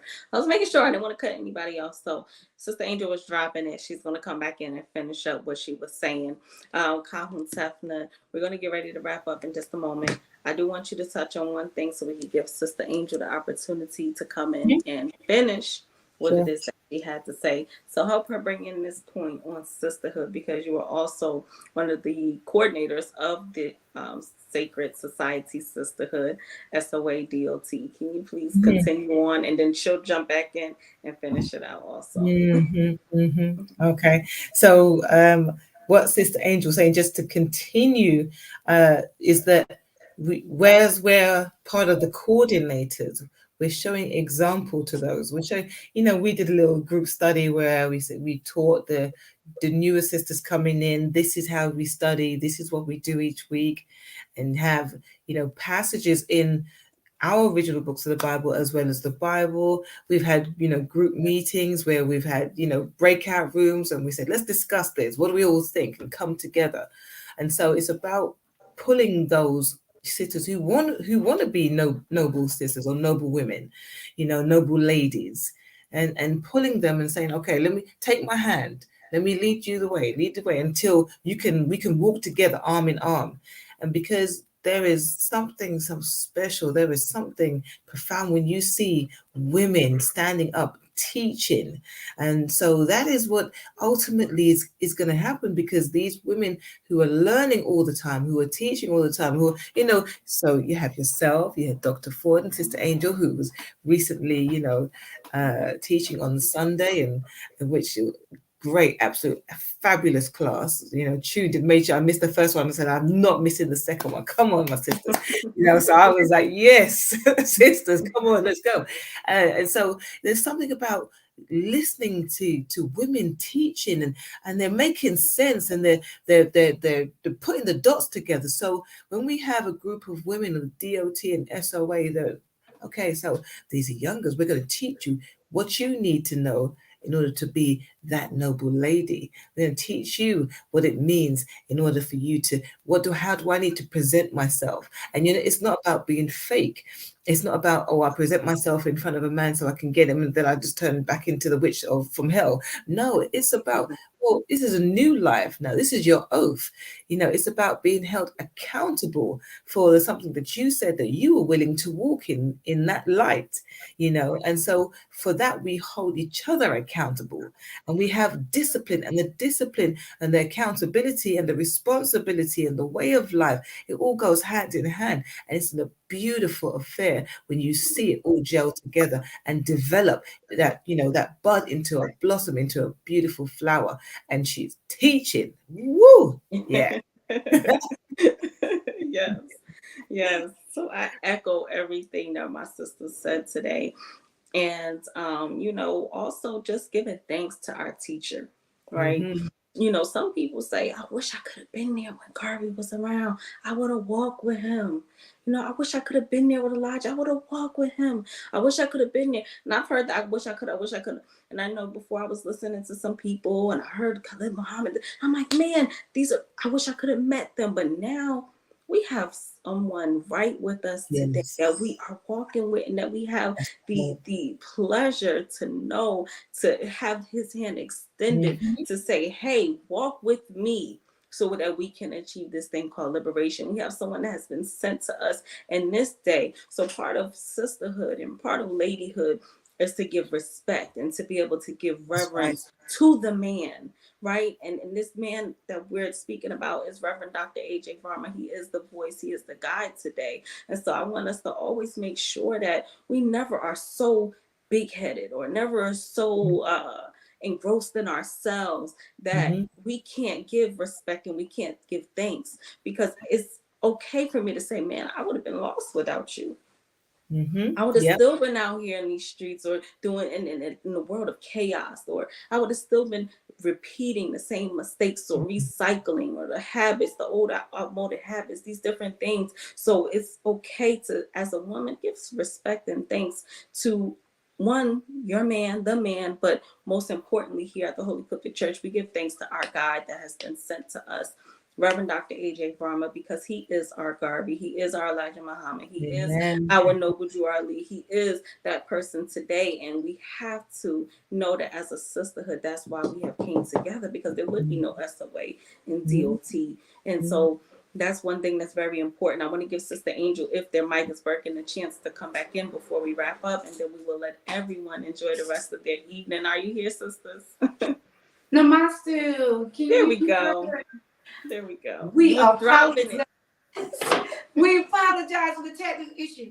But on that note, when you were saying, we do give reference to our beloved teacher, Dr. A.J. Varmer. And, with SOA and DOT, we have two jobs. One, protect the mother and protectors of the Nazarene seat. And so thus our beloved teacher, the Dr. A.J. Varmer, our Kuptik Pope, is that one that sits in that Nazarene seat. So we as the sisters of DOT, we are to protect that seat. And in this sisterhood, we just have to be mindful that we are all part of the bigger picture. And like you said, don't get emotional, don't get the big head, don't get egos. We got to pack all of that away, and it's lit and Ray. For the greater good of Ane Ray, we have to always be mindful of that. Because sometimes we get caught up in our little world, our little feelings, and what we think things should be. In the sisterhood, we are trained not to do that. We are one. We are whole. In this whole organization, that's what we're trained. That's right. That's right. Yes. And So, so we have to think of everybody, think of the whole. When we do that, we will survive as an organization. We will survive. This is our culture. One of our BB says our culture is our immune system. That's right. We have to have culture.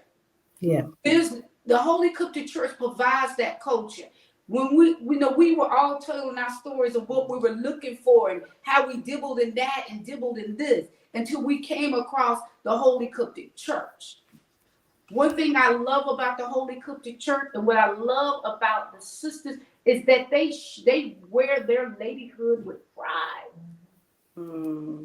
They wear it with pride. Yes, they do. Yes. Yes. And that is the beauty of it. And sisters, they strive to reach out. They strive to check on one another.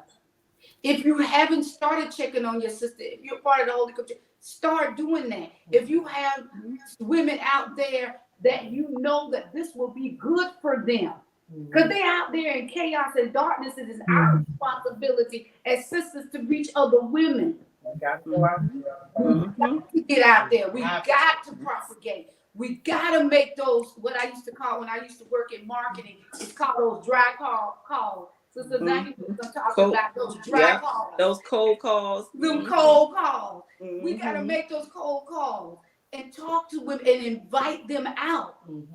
Because you know how it was when you would go to the club, it was free before 9 and you call all your girlfriends and y'all call rolling 15 feet to the club before 9 because it's free before 9. Let's make a vow to call 15 girlfriends and say and invite them to Shabbat. Yes, that's right. Let's call 15 girlfriends and invite them to True Life Fellowship on Wednesdays. Yes. Let's do that because we had so much energy to do the other. Let's do it in righteousness.